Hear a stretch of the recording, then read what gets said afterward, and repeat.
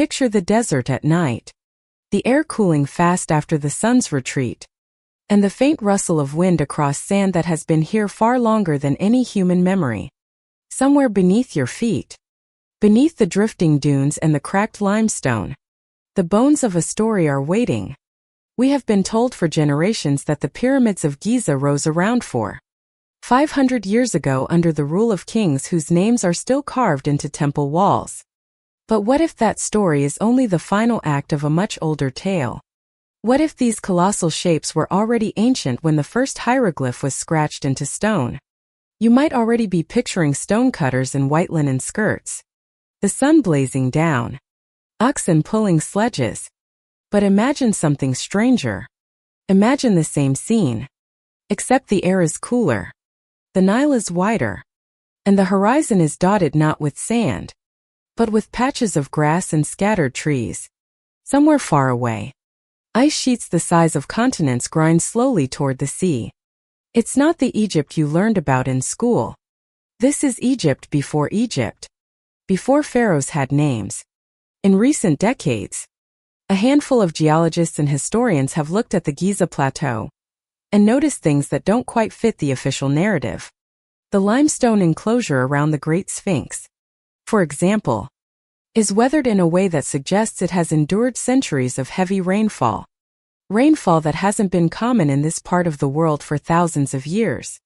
Robert Shaw, a geologist from Boston University, famously argued in the 1990s that the Sphinx could be much older than dynastic Egypt, possibly dating back to the end of the last ice age. Mainstream Egyptologists pushed back hard, pointing out the lack of artifacts or inscriptions to support such a date. Historians are still debating whether these erosion patterns are the fingerprints of an ancient climate, or simply the result of wind and sand over time. It's an odd thing to consider, especially when you realize how much of history rests on the assumption that human civilization is relatively young. Most textbooks start the story of advanced humanity around 5,000 years ago with the rise of city-states and organized agriculture. But every so often an artifact or a ruin slips into view and seems to whisper quietly but insistently that we might have overlooked something. Think of Gebesip in modern-day Turkey. A complex of massive carved stones erected 1,600 years ago, long before the supposed invention of agriculture. Its existence doesn't prove that the pyramids are older than we think. But it does remind us that humans were shaping stone with remarkable skill deep into prehistory. There's a strange comfort in the official story. It's neat. It's chronological. And it fits well with what's already in museums. But the human mind has a weakness for neatness. It prefers smooth surfaces to rough edges. And history, real history, is full of rough edges.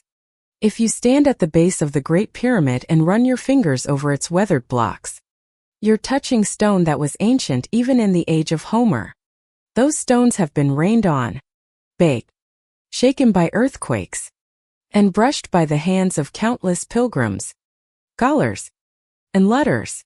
They've seen the stars shift in the night sky, the desert expand and contract, and the Nile change its course.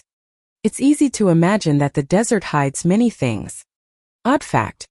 In 2013, archaeologists in the Egyptian desert uncovered a complete Roman-era ship, buried hundreds of miles from the sea. A reminder that what lies beneath the sand isn't always what we expect. And if a ship can survive in the desert for nearly 2,000 years, why couldn't something far older, an earlier layer of the pyramids themselves, be waiting under those limestone blocks? The challenge is that stone is both patient and deceptive. A block of weathered limestone might be 20 years old or 20,000, and unless it carries an inscription, the truth can be hard to pin down. That's part of what makes the Ice Age theory so tantalizing. It offers an older, Messier history, one that doesn't fit neatly into the boxes of dynastic timelines. But it also leaves us with vast empty spaces where certainty should be. And in those spaces, imagination starts to take root. So before you get too comfortable, take a moment to like the video and subscribe. But only if you really like what I'm doing here. It's a small way to let me know you're out there somewhere under your own patch of night sky. And I'm curious. Where are you listening from right now? And what time is it where you are? As you think about that, picture the pyramids not as the crowning achievement of a young civilization, but as something inherited. Something that stood silent for centuries before being claimed by the pharaohs we know by name. Imagine them as survivors. Their sharp edges dulled by thousands of years of wind and rain before the Old Kingdom even began. You don't have to believe it. You only have to let the possibility drift across your mind like a thin cloud over a bright moon. After all, history is not only what happened, it's also what we're willing to consider. If you have only ever known Egypt through photographs, documentaries, or perhaps a single visit in the height of summer, you might believe this land has always been dry. The kind of dryness that draws lines across your lips that makes your eyes ache under the sun's glare. The Giza Plateau with its beige expanse and its colossal monuments seems to belong to a world utterly removed from the gentleness of rain. Yet, if you trace the scars on its stones, you might begin to suspect that water once had a much more intimate conversation with this landscape. The Great Sphinx, guardian of the plateau, is the most eloquent witness. Its massive lion's body and human face are carved directly into the bedrock, and around it lies an enclosure. Walls of limestone whose surfaces tell a story no inscription records. These walls are etched with deep vertical channels, grooves that curl and smooth as they descend, the kind of shapes that moving water tends to leave behind. Geologists who study erosion patterns have learned to distinguish the signature of wind from that of rain. Wind erosion is horizontal, sharp-edged, like a blade scraping in one direction. Water, by contrast, softens, curls its way down, wearing pockets and folds, creating a kind of rippling effect in the stone.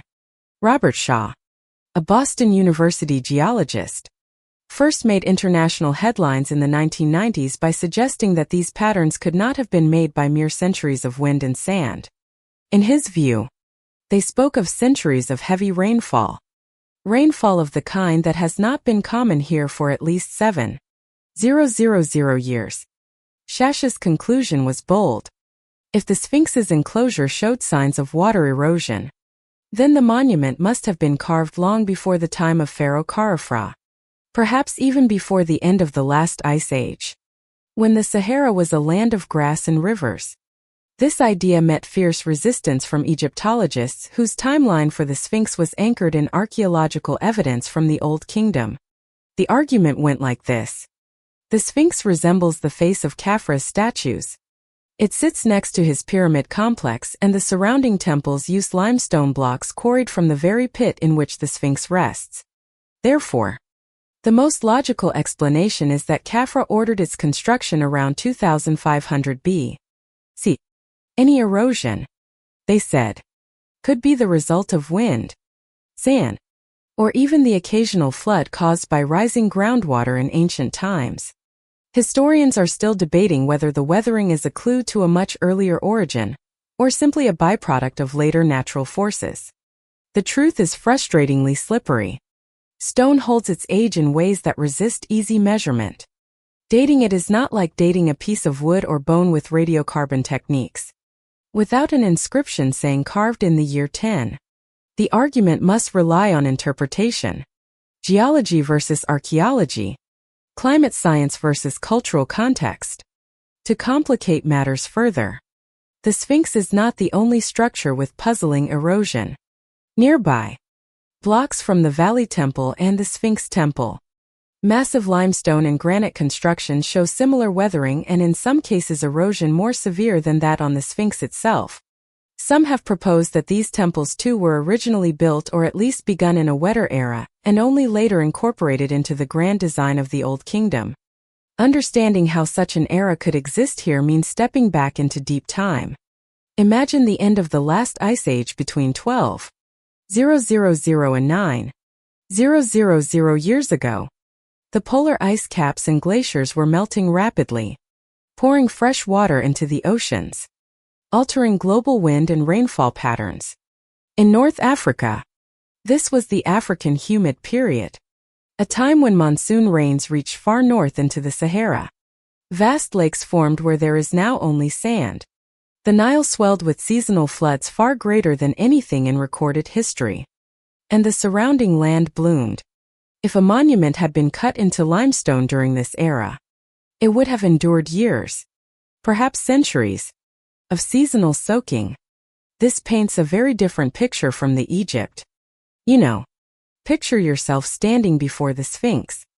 Then the air smells of wet soil and crushed leaves. The nearby plateau is dotted with pools left by recent rains. And somewhere in the distance, a waterfall tumbles into a rocky basin. An almost unthinkable image in modern Giza. The Sphinx itself, freshly carved or already centuries old, drips with water. Its flanks darkened by the storm. Odd fact. Even in the hyper-arid modern Sahara, sudden downpours still happen. And they can be catastrophic. In 1975, a rare storm in Algeria dumped so much water in a single day that rivers formed where none had existed for decades. It's not hard to imagine that in a greener age, those rivers and rains could persist for months on end, gradually shaping any exposed rock. If the Sphinx truly predates the Old Kingdom, it would mean that the pharaohs of the Fourth Dynasty inherited not just land, but monumental architecture already centuries or millennia old. They might have restored it, reshaped it, or even recarved its face to resemble their own rulers. Later construction could have obscured the fact that they were working with something far older, something left by a people we can barely imagine. The stakes of this debate are more than just academic. Proven true. It would extend the history of monumental architecture in Egypt by thousands of years, placing its beginnings in a time when human society, according to mainstream history, should have been far less capable of such feats. It would challenge the very timeline we've built for human civilization, forcing us to admit that advanced building techniques might have been known and then forgotten long before written history began. And yet, here is where the patience of stone meets the impatience of humans. The Sphinx will not tell us when it was carved. The grooves in its enclosure will not whisper the century in which they were formed. They are simply there, mute, but insistent, daring us to match their story with our own understanding of the past.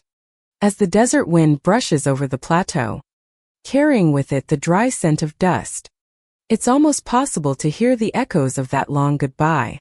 The retreat of the rains, the slow fading of rivers, the transformation of a green land into a golden one. That transformation, more than any war or king or dynasty, might have been the true turning point in Egypt's history. It set the stage for the desert we know today, and for the mysteries that still stand upon it. Strip away the hieroglyphs, the royal cartes, and the carved images of pharaohs offering incense to the gods, and what remains is the raw, silent geometry of stone. The blocks do not tell you who placed them. They do not lean toward one dynasty or another. They simply exist, indifferent to the centuries of stories layered upon them. And if we could step far enough back in time, far beyond the Old Kingdom, beyond the emergence of writing, beyond the moment when Egypt was even a concept, we might find ourselves face to face with the makers of those stones. Makers whose names have been erased not by malice, but by time itself. It is difficult to imagine Egypt without its pharaohs. Their faces and titles dominate the monuments as though they had always been here. But what if the earliest great works along the Nile predate kings entirely? What if before there was an art to unify Upper and Lower Egypt, there was already an architectural tradition, one with no inscriptions, no record we can read, but a clear and deliberate sense of design? Such a thought can be unsettling because it challenges our neat progression of history, the tidy ladder of complexity that we like to think all civilizations climb. Consider Gbasip in southeastern Turkey. Discovered in the 1990s, it consists of massive T-shaped pillars arranged in circles carved with reliefs of animals: foxes, boars, cranes, scorpions. Some of these stones weigh up to 20 tons. Yet they were shaped and set in place by a society that, as far as we know, had no cities, no pottery, no writing. Dates back to around 9,600 B.C. Thousands of years before the pyramids. Thousands of years before the earliest known temples in Mesopotamia. Göbekli forces us to abandon the assumption that complex architecture must follow complex political structures. People without kings, without armies, without bureaucracies, still found reasons and ways to move mountains of stone. It raises a tantalizing question. If this could happen on the Anatolian plateau at the dawn of the Holene, why not on the fertile banks of a wetter, wilder Nile? Imagine a community there long before the pharaohs. The river runs higher and broader than today, flanked by forests and marshes. Small villages of reed houses cluster along the banks, their inhabitants fishing, hunting, and perhaps tending early gardens.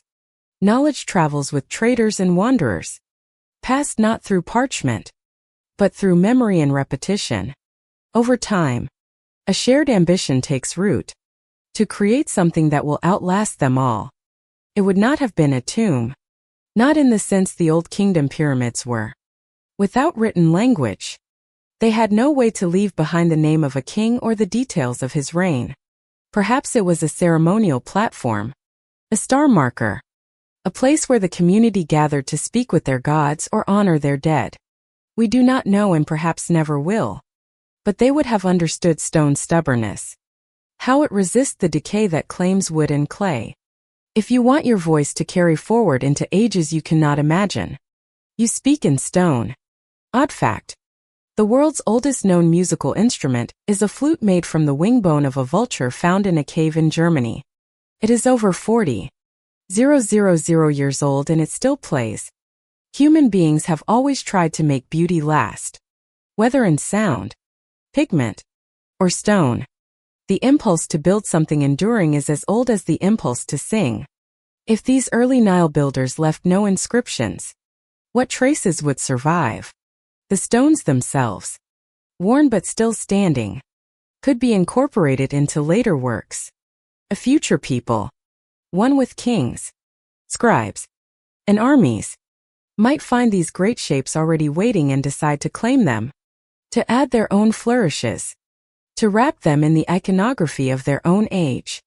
In that way, the origin of the structure could be obscured, buried under layers of later history. Historians are still debating whether any part of the Giza complex predates the 4th dynasty. The mainstream view is that the pyramids, the Sphinx, and the associated temples are products of that period alone. Yet the very nature of monumental building invites reuse. The Romans built amphitheaters on Etruscan foundations. Medieval cathedrals were raised on the ruins of Roman temples. There is precedent for such layering everywhere we look. Why not here? Picture yourself at dawn standing on the plateau in that earlier age. The horizon is pale gold and mist curls off the river below. Around you, people move with deliberate purpose, carrying baskets of stone chips, guiding sledges laden with blocks, shouting to each other over the rhythmic thud of tools on rock. You notice the absence of ornament. No carved royal faces. No proclamations of power. This is architecture stripped of ego, devoted to something we can no longer name. Over the centuries, the people who built it vanish. Their language fades. Their villages crumble. Their beliefs dissolve into fragments. The stone remains patient and silent. Then, thousands of years later, the first pharaohs arrive. They inherit a landscape already marked by mystery. And they do what rulers often do. They fold it into their story. They restore. They reshape. And in some cases, they recarve. Perhaps the Sphinx once wore a different face before Khafre's masons gave it his own. Perhaps the core of a pyramid stood for centuries before the casing stones went on. We can't prove it. But the possibility is enough to keep the question alive. And in that space between proof and possibility lies the wonder that keeps us looking at the stones, at the stars, and at the faint traces of people whose names were never written. but whose hands may still be felt in the weight of the ancient blocks. Stand close to the base of a pyramid. Not the white gleaming sides you've seen in artists' reconstructions, but the raw ancient blocks of its exposed core.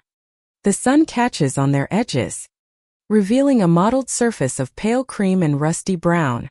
You might notice something curious. Not all the blocks look the same. Some are fitted with almost impossible precision. Their seams barely visible. Others are irregular, their edges chipped, the surfaces rough, and scattered among them are marks, grooves, chisel lines, circular impressions that don't seem to match the simple copper tools the Old Kingdom masons are said to have used. This is the puzzle of the stone cutters of a forgotten age, if such an age existed. The official story tells us that the Great Pyramid, built for Pharaoh Khufu around 2560 B.C., was the product of thousands of laborers using copper chisels, diorite pounding stones, and wooden sledges. Limestone was cut from local quarries, granite from faraway Aswan, and everything was hauled into place through the brute force of human effort. And yes, copper is capable of cutting limestone given enough time and determination. But then you encounter granite. Dense, unyielding, with a hardness far beyond copper's ability to scratch. The granite used in the Great Pyramid's inner chambers weighs between 25 and 80 tons per block, and it was shaped to exact dimensions. Some of these blocks are polished so smooth that even today, cutting them with such accuracy would require diamond-tipped tools or industrial saws. In other places, like the so-called King's Chamber, the granite beams overhead span the entire room, each weighing more than a loaded railway car. It's hard to reconcile this with the image of men pounding away at stone for years with handheld diorite balls. When explorers first entered the pyramids in the modern era, they noticed something even stranger. Some granite surfaces bore marks of long, shallow cuts, as if a saw blade had passed cleanly through them. Others contained circular drill holes, some as much as several inches deep, with spiral grooves inside. To modern engineers, those grooves suggest a high-speed rotary drill, something capable of applying consistent pressure as it turns. Experimental archaeology has shown that copper tube drills with sand as an abrasive can produce similar holes. But the process is painfully slow, and the spiral grooves produced in experiments don't quite match the ancient examples. Historians are still debating whether these marks are simply the product of skilled patient work with the tools of the time or evidence of techniques and materials that have since been lost. If they are the latter, then the question arises who developed them and when. Could there have been earlier builders, perhaps long before the Old Kingdom, who passed on some of their methods or whose abandoned blocks and cut stones were later reused by Khufu's masons?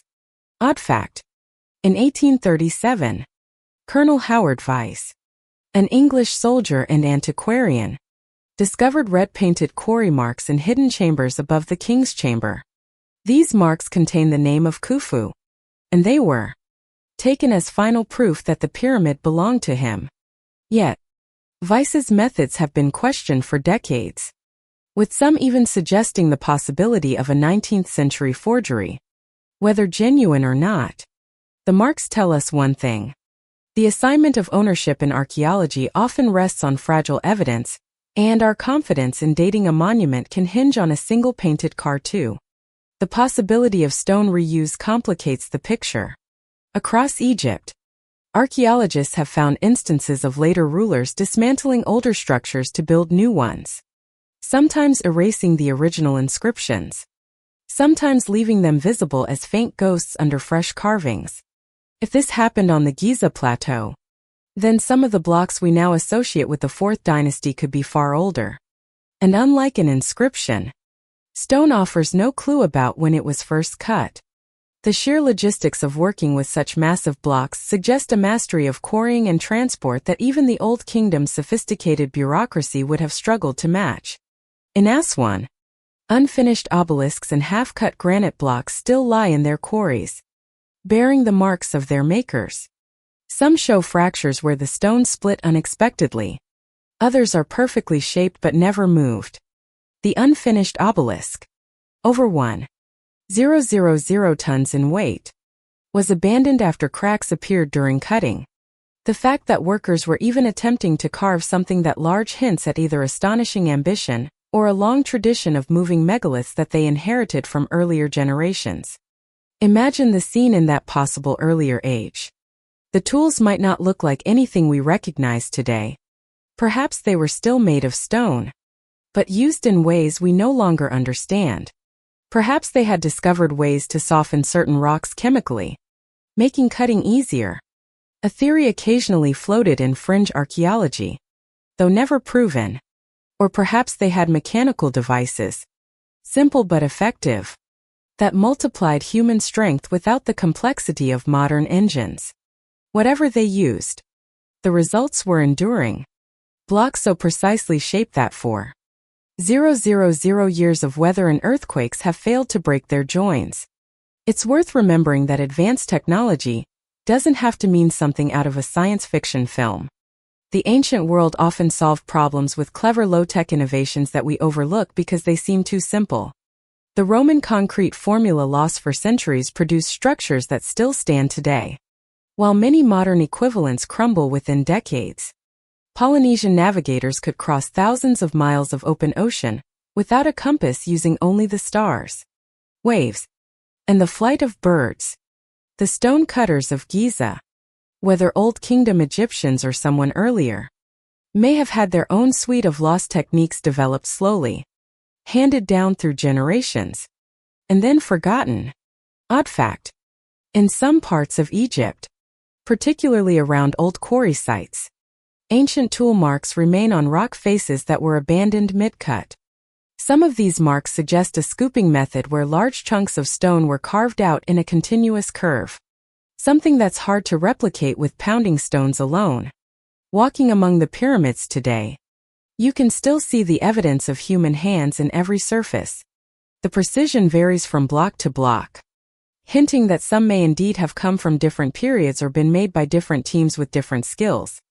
In the shadow of the pyramid, it's not difficult to imagine those earlier stone cutters, anonymous now, shaping the first great blocks of Giza, their sweat and breath mingling with the dust, their work destined to be claimed by others.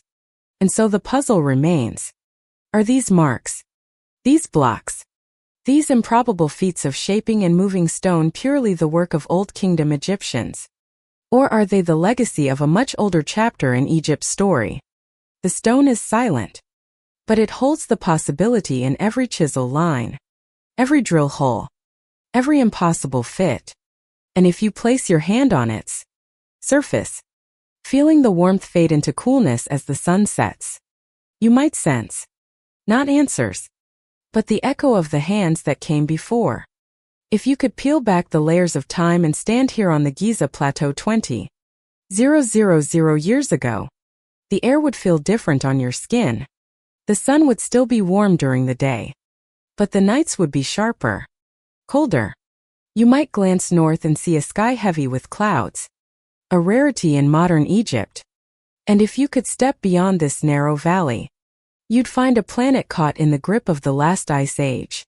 During the last glacial maximum, enormous ice sheets blanketed North America, Northern Europe, and parts of Asia, locking away vast quantities of the planet's water.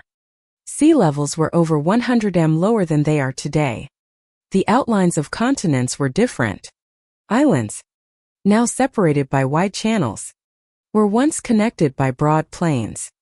In the Mediterranean, coastlines stretched far beyond their modern boundaries, and the Nile Delta, now a flat fan of fertile land, would have extended much farther into the sea. Although Egypt itself was too far south for glaciers, it felt the Ice Age's influence in other ways. The atmosphere was drier in some periods, wetter in others. As global wind and rain patterns shifted, there were years when the monsoons reached farther north, feeding the Nile with a richer flow, and other times when the rains retreated and the river ran thinner. The Sahara, too, was not yet the unbroken expanse of sand we see today. Pockets of grassland and steppe dotted the landscape, interspersed with rocky highlands and seasonal watercourses. Odd fact: while humans in the Nile Valley may have been adapting to these changes. Woolly mammoths were still roaming far away in Siberia and North America.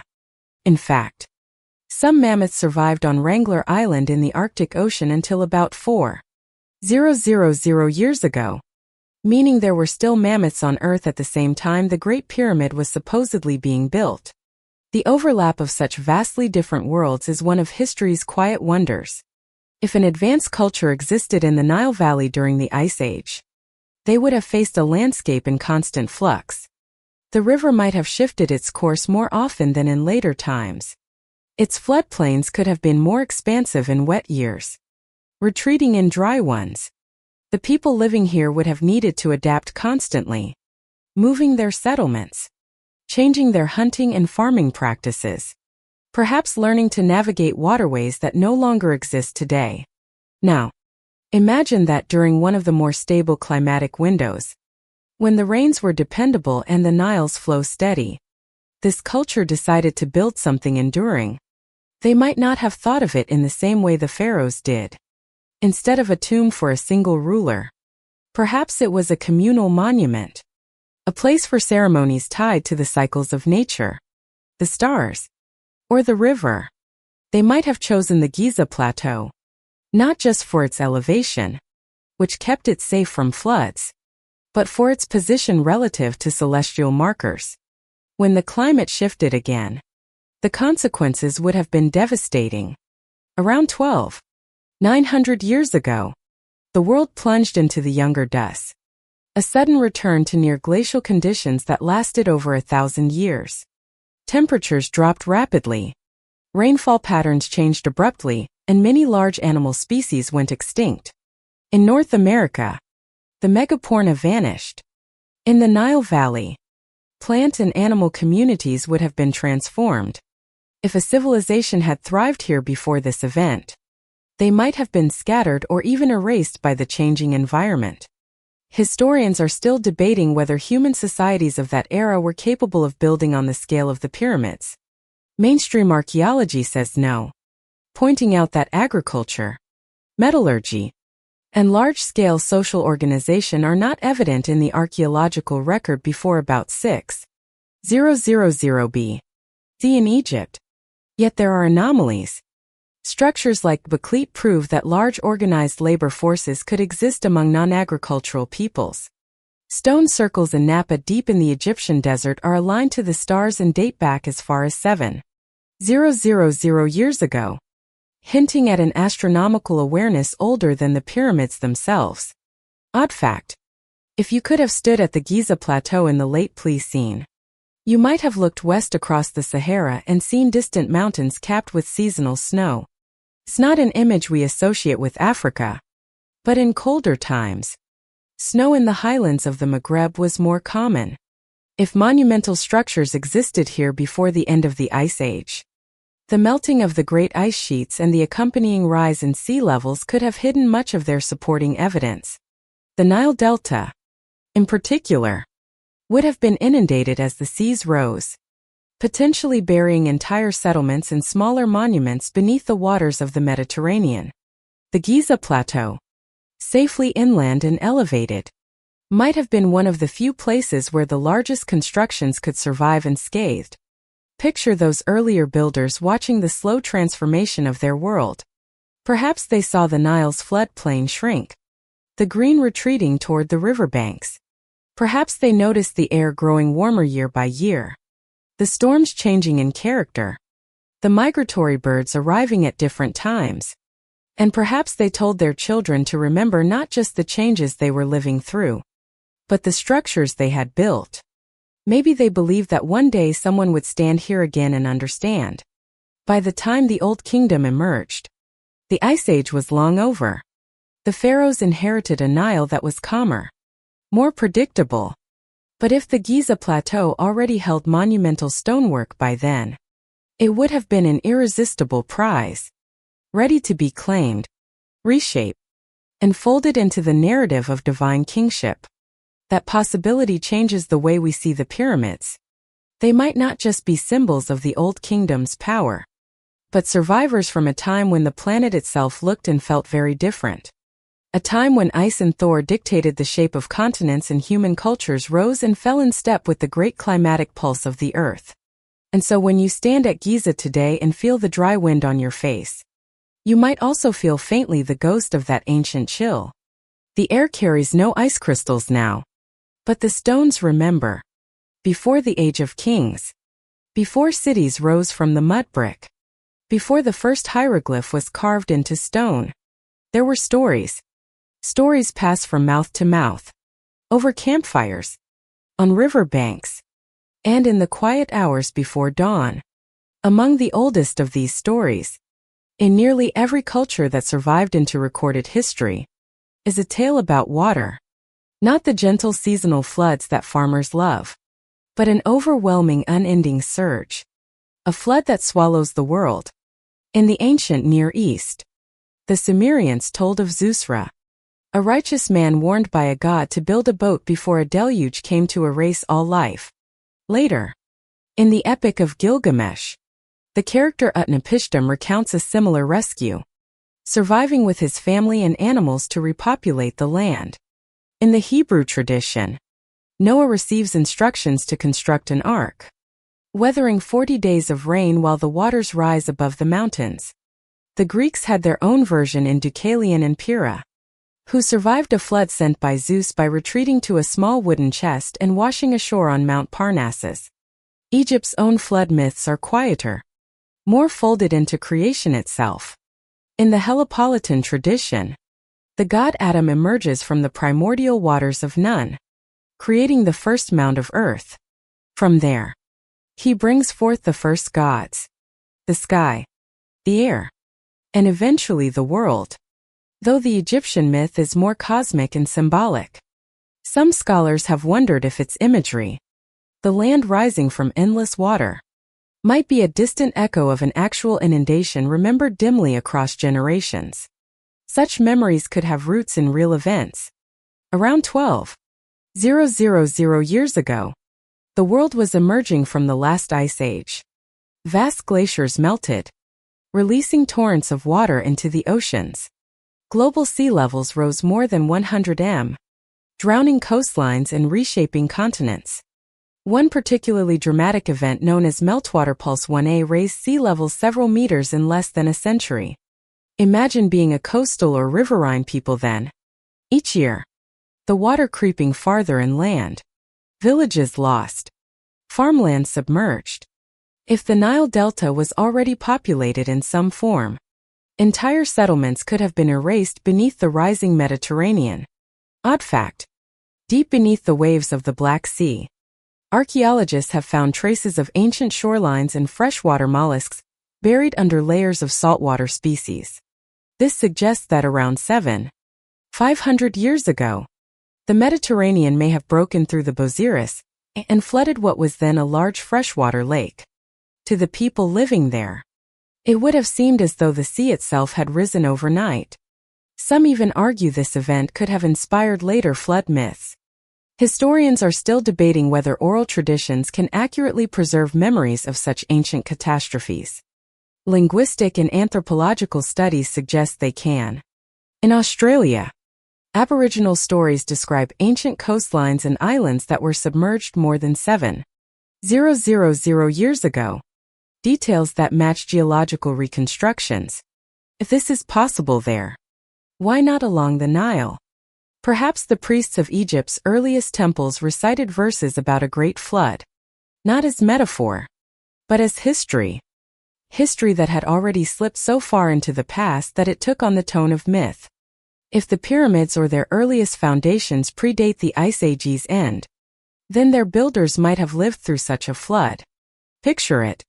Standing on the Giza Plateau, watching the waters advance year after year, carrying debris from far upstream, swallowing fields and villages. People would have retreated toward higher ground, first to the ridges, then to the hills, and finally to the monuments themselves, the highest and most solid things in the land. For a time, the pyramids might have been islands in a drowned world. Even after the waters receded, the memory of that inundation could have remained, passed down through generations. Over centuries, as language changed and the specifics blurred, the flood might have taken on a divine quality, a punishment from the gods or a cosmic reset. Later civilizations might have looked at the ancient stoneworks and assumed they had been built in response to the disaster, perhaps to honor the deities who spared the survivors. Odd fact: some ancient Egyptian temple reliefs show boats large enough to carry multi-ton obelisks along the Nile. These massive barges built of cedar from Lebanon were technological marvels in their own right. It's tempting to imagine that even in pre-dynastic times, boat-building traditions could have supported large-scale evacuations or movements of people during great floods. The universality of flood myths suggests that they are more than just human imagination at work. They may be the collective memory of a species that has seen the sea reclaim the land more than once. For the Nile Valley, such a flood could have been both a catastrophe and a turning point, destroying settlements, but also perhaps preserving the largest and most enduring structures by isolating them above the reach of the waters. By the time the Old Kingdom rose, these stories might have been fragments recited in rituals, half believed, but still potent.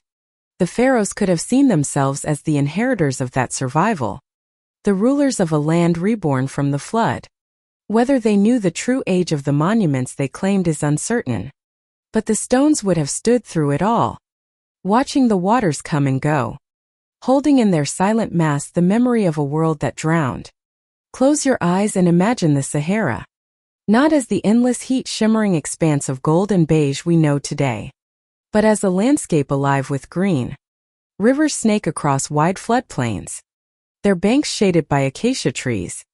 Herds of gazelle and antelope scatter at the approach of human hunters. Crocodiles slide silently through slow-moving water. In the distance, the surface of a great lake glints under the afternoon sun. This is not a fantasy. It is what much of the Sahara looked like for thousands of years during the African humid between roughly 14,500 and 500 years ago. Subtle changes in the Earth's orbit altered the monsoon patterns of Africa. The rains shifted northward, drenching the Sahara and turning it into a vast savanna. Satellite images today reveal the ghostly traces of ancient rivers and lake beds beneath the sand like the veins of a dried leaf. Archaeologists working in what is now the deepest desert have uncovered tools, pottery shards, and rock art depicting animals that could never survive there today. Elephants, giraffes, and even hippos. These finds tell us that the Sahara was once home to thriving communities.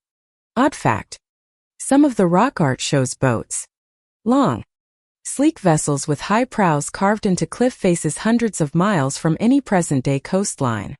These are not the papyrus skiffs of the later Nile, but sturdier-looking craft, perhaps designed for river travel or for crossing large lakes. It is a strange, almost haunting image. A fleet of boats sailing across what is now one of the most inhospitable places on Earth. The African humid period would have transformed Egypt's environment as well. The Nile's floodplain would have been lush and expansive, capable of supporting large populations with relative ease. Seasonal floods would have been predictable and generous, replenishing the soil. The desert plateaus, including the Giza Plateau, would have been far less hostile, perhaps dotted with grasses and shrubs rather than bare rock and drifting sand. If the earliest phases of the pyramids or their foundations were conceived during this green age, their construction would have been far more feasible than in the hyper-arid conditions of later Egypt. Abundant water could have been used not only for sustaining the workforce, but also for practical purposes like lubricating sledges carrying heavy stones. Food would have been plentiful, reducing the logistical challenges of feeding thousands of workers. Transporting stone might have been easier, too. Boats could have navigated not just the Nile, but the seasonal rivers and lakes that crisscrossed the region. Historians are still debating how quickly the African humid period ended. Some evidence suggests a gradual drying over centuries. Other data points to abrupt shifts, possibly triggered by changes in ocean currents or large-scale climatic events. What is certain is that the Sahara's transformation from green to gold was devastating for the people who lived there. Rivers vanished. Lakes shrank into muddy basins. And fertile land turned to dust. Communities would have been forced to migrate, seeking refuge in areas where water still flowed. Like the Nile Valley, this migration could have brought skilled builders, craftsmen, and traders into closer contact with those already living along the Nile. They may have carried with them knowledge from other parts of the Green Sahara, techniques for working stone, architectural ideas, or religious symbols. Over time, these influences could have merged with local traditions, giving rise to something entirely new. Odd fact: in southern Egypt's Naba, archaeologists have found a series of stone circles and alignments dating back at least 7,000 years, possibly earlier. Some of these stones are aligned to mark the summer solstice, suggesting a sophisticated understanding of astronomy long before the appearance of written records in Egypt. It is tempting to imagine that such knowledge was part of a broader cultural network spread across the Green Sahara. When the rains finally failed for good, the desert returned with a vengeance. What had been a continent-spanning grassland became a barrier, cutting Egypt off from much of Africa to the west. Trade routes disappeared and the Green Sahara slipped into memory. But if monumental structures had been built during that earlier age, they would have remained standing on high ground while the land around them turned to sand. Picture the pyramids not surrounded by an ocean of desert, but rising from a patchwork of fields, grazing lands, and streams. Imagine their reflection in a pool left by a summer storm, the air thick with the smell of wet earth.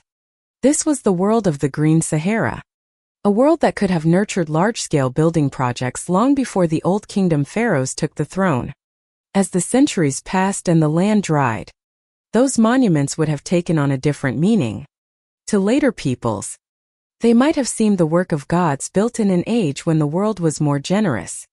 The memory of the Green Sahara might have been preserved only in stories, half-believed legends about a time when the desert bloomed, when rivers ran where now only sand lies. And like all such stories, they would have carried a warning. Nothing lasts forever. Not even the land beneath your feet. If you stand on the Giza Plateau at night, far from the glare of modern Cairo, the sky opens like an ancient book. The air cools quickly after sunset, and the horizon takes on that particular velvet darkness where stars don't just appear. They seem to press forward, closer than you expect. Even now, in a time when city lights have stolen much of the night's brilliance, Orion's belt still hangs clear above the desert. 3 points of light in a perfect line. But thousands of years ago, under skies unpolluted by electric light, the stars would have been so sharp they cast faint shadows on the sand. For people living before the invention of clocks, the night sky was both a map and a calendar. You could tell the time by the positions of certain stars. You could know when to plant crops or prepare for flooding by watching the first pre-dawn rise of a particular constellation. And if you were a builder, someone laying the foundations for a monument meant to last for thousands of years, you might choose to align it with the heavens themselves. The most famous of these ideas is the Orion correlation theory proposed by Robert Bovell in the 1990s. He noticed that the 3 main pyramids of Giza, Khufu, Khafra, and Menara are not perfectly in line but offset slightly, just like the stars Al-Nitak, El-Nam, and Mintaka in Orion's belt. When he looked at the sky charts, he found that the pyramid's layout matched the stars' positions most closely around 10,500 B.C. In that same epoch, the constellation of Leo would have been rising directly in the east during the spring equinox, right where the Sphinx gazes eternally. If true, it suggests that the builders might have been commemorating a date thousands of years before the Old Kingdom. Mainstream Egyptology has been skeptical of this theory, pointing out that similar alignments can occur by chance, and that no written records link the pyramids directly to Orion's belt.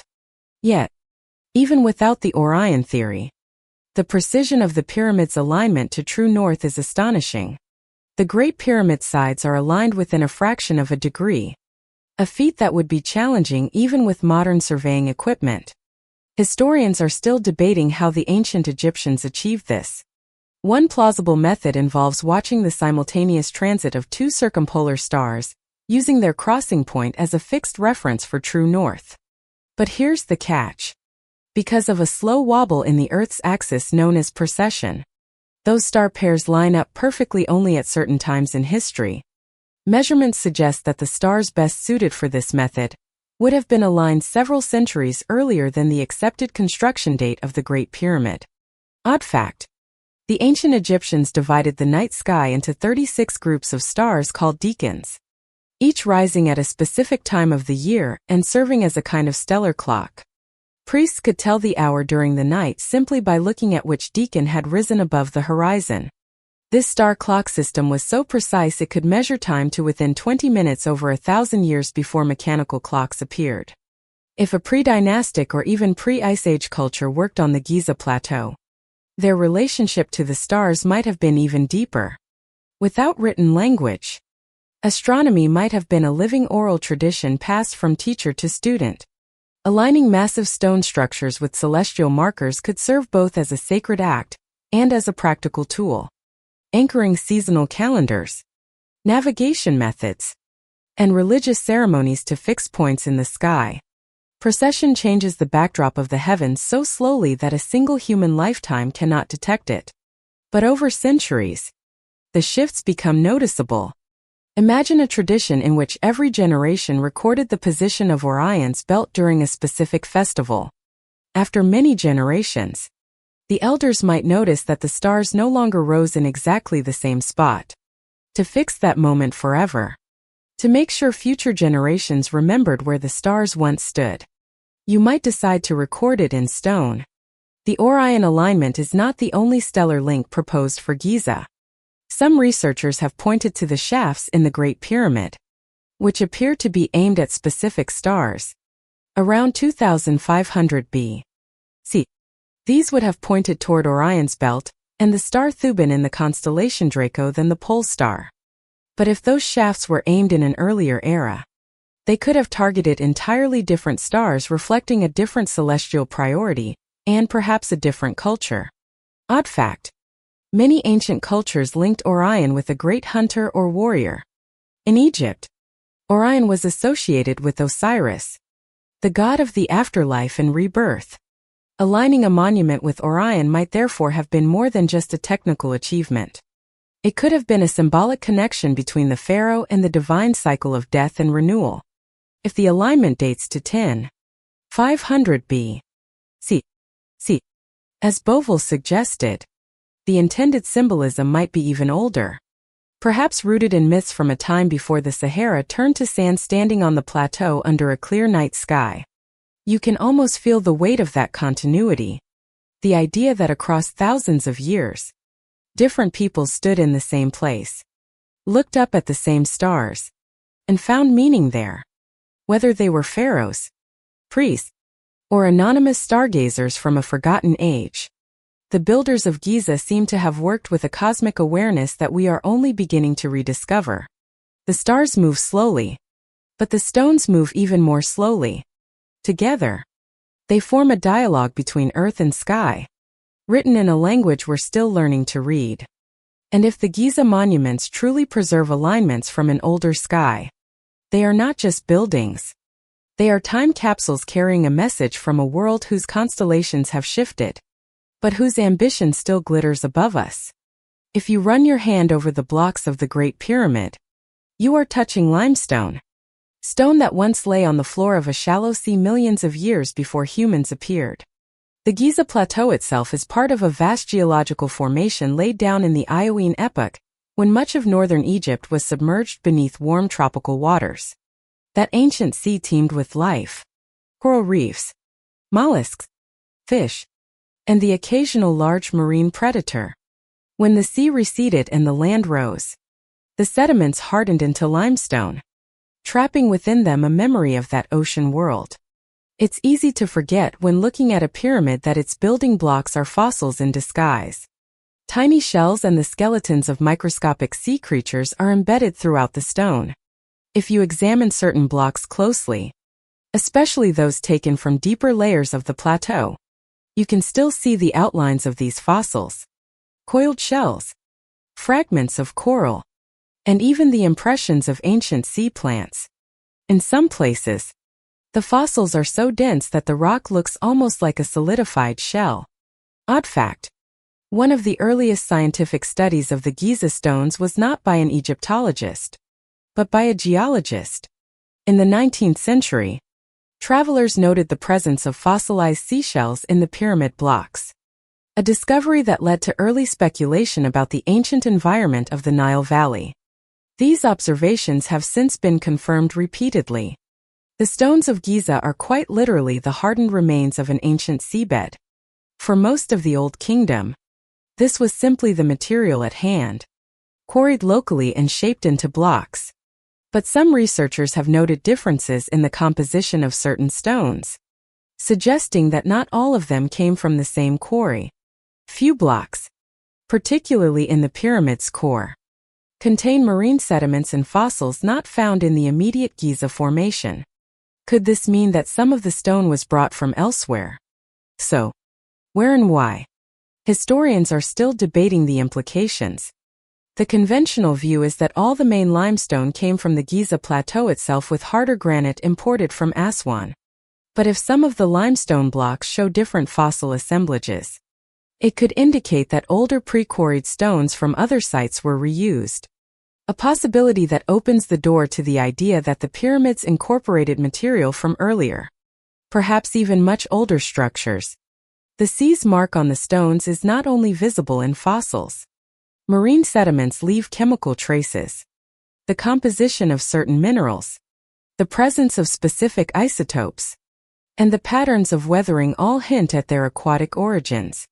When rain or wind eats away at the limestone today, it sometimes reveals fresh fossil surfaces, as if the stone is slowly remembering its past life.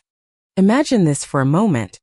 The blocks of the pyramids began their journey millions of years ago, in the body of a sea creature. That creature lived, died, and sank to the ocean floor, where its remains became part of a growing layer of sediment. Over eons, the sediment compressed into limestone. Then, in some much later age, whether in the Old Kingdom or long before, humans cut it free from the earth and set it in place to form a monument sensibly long. Odd fact: whales once swam where the desert now lies, in Egypt's western desert at a site called Wadi al-Hitan, Valley of the Whales. Archaeologists have uncovered the fossilized skeletons of ancient whales that still bore vestigial hind legs. This was around 40 million years ago, when the Tethys Sea covered much of the region. The same geological processes that created the limestone of Giza shaped the environments where those whales swam. For a pre-Ice Age culture, if such existed in the Nile Valley, these marine fossils might have been more than just stone curiosities. They could have inspired myths or been seen as signs of an earlier watery world. It's not impossible that ancient builders noticed the shells in their building material and connected them to stories of great floods or primordial seas. Even in later Egypt, the idea of creation emerging from watery chaos was central to religion. The god Adam's first act was to rise from the waters of Nun onto the primeval mound, a motif that resonates strongly with the geological truth beneath Giza. If the pyramids incorporated stone from different locations, some of it could even have come from sites that were themselves much older ruins. In that case, the marine fossils embedded in certain blocks would be a kind of double time capsule. First, a record of a prehistoric ocean. Second, a silent witness to the dismantling and repurposing of earlier structures by later builders. Historians are still debating whether variations in the Giza limestone are simply a result of quarrying different layers on the plateau, or a sign of more complex sourcing. Detailed petrographic studies, the microscopic analysis of rock samples, continue to reveal subtle differences that don't quite fit the simplest models. While these studies are often framed as purely geological, their implications for archaeology are profound. If stone was moved across long distances or across great spans of time, it changes the story of how the pyramids came to be. Next time you see an image of the Great Pyramid, Imagine stripping away the layers of history, the weathered surface, the ancient hands that shaped the stone. Imagine the block as it was in its first life, lying under a shallow sea, sunlight filtering down through warm green water. Imagine the slow rain of shells and silt that buried it, the pressure that turned it to stone and the long, slow uplift that brought it to the surface. In this way, the pyramid is not only a monument to human ambition, it is a monument to the Earth's own deep history. The sea is gone, but its memory remains, locked in every block, waiting for the rare person who knows how to read it. And perhaps, for those with imagination enough, it whispers a reminder that all land was once sea, and all monuments, no matter how eternal they seem, are built on the bones of forgotten worlds. Stand on the modern shore of the Mediterranean at Alexandria, and you can feel the salt wind on your face, smell the brine, and hear the hiss of waves breaking on stone. But beneath those restless waters lies another Alexandria, an older, sunken city that once bustled with markets, temples, and harbors. Earthquakes, floods, and the slow rising of the sea swallowed it centuries ago. Divers exploring the bay have found columns, statues, and even massive blocks of quarried stone lying silent in the sand as if waiting for someone to remember them. The loss of coastal cities is not a uniquely modern phenomenon. The shifting of land and water is as old as civilization itself. The Nile Delta, flat and fertile, has always been vulnerable to the twin forces of the river and the sea. Sediment from the Nile slowly pushes the shoreline outward. But at the same time, storms, floods, and the gradual rise of sea level can reclaim it. Over thousands of years, towns and settlements have appeared, thrived, and then been erased, not only from maps, but from memory. If we think about the end of the last ice age, when sea levels rose dramatically, the scale of what may have been lost is staggering. More than 100 m of sea level rise over several thousand years would have drowned vast stretches of land, including any coastal settlements. In the context of Egypt, that means much of the prehistoric Nile Delta. Any towns, ceremonial sites, or even monumental works that may have existed there could now lie under the Mediterranean, buried under layers of silt. Odd fact: in 2000, underwater archaeologists discovered the lost city of Heraklion, also called Thonis, in Abukir Bay, just northeast of Alexandria. Once a thriving port during the late Pharaonic and early Hellenistic periods, sank about 200 years ago, likely due to a combination of earthquakes and liquefaction of the sandy soil. The site contains not only statues and temples, but also docks, anchors, and the remains of wooden ships preserved for centuries under mud. Now, imagine pulling back the water not by 200 years, but by 10,000 or more.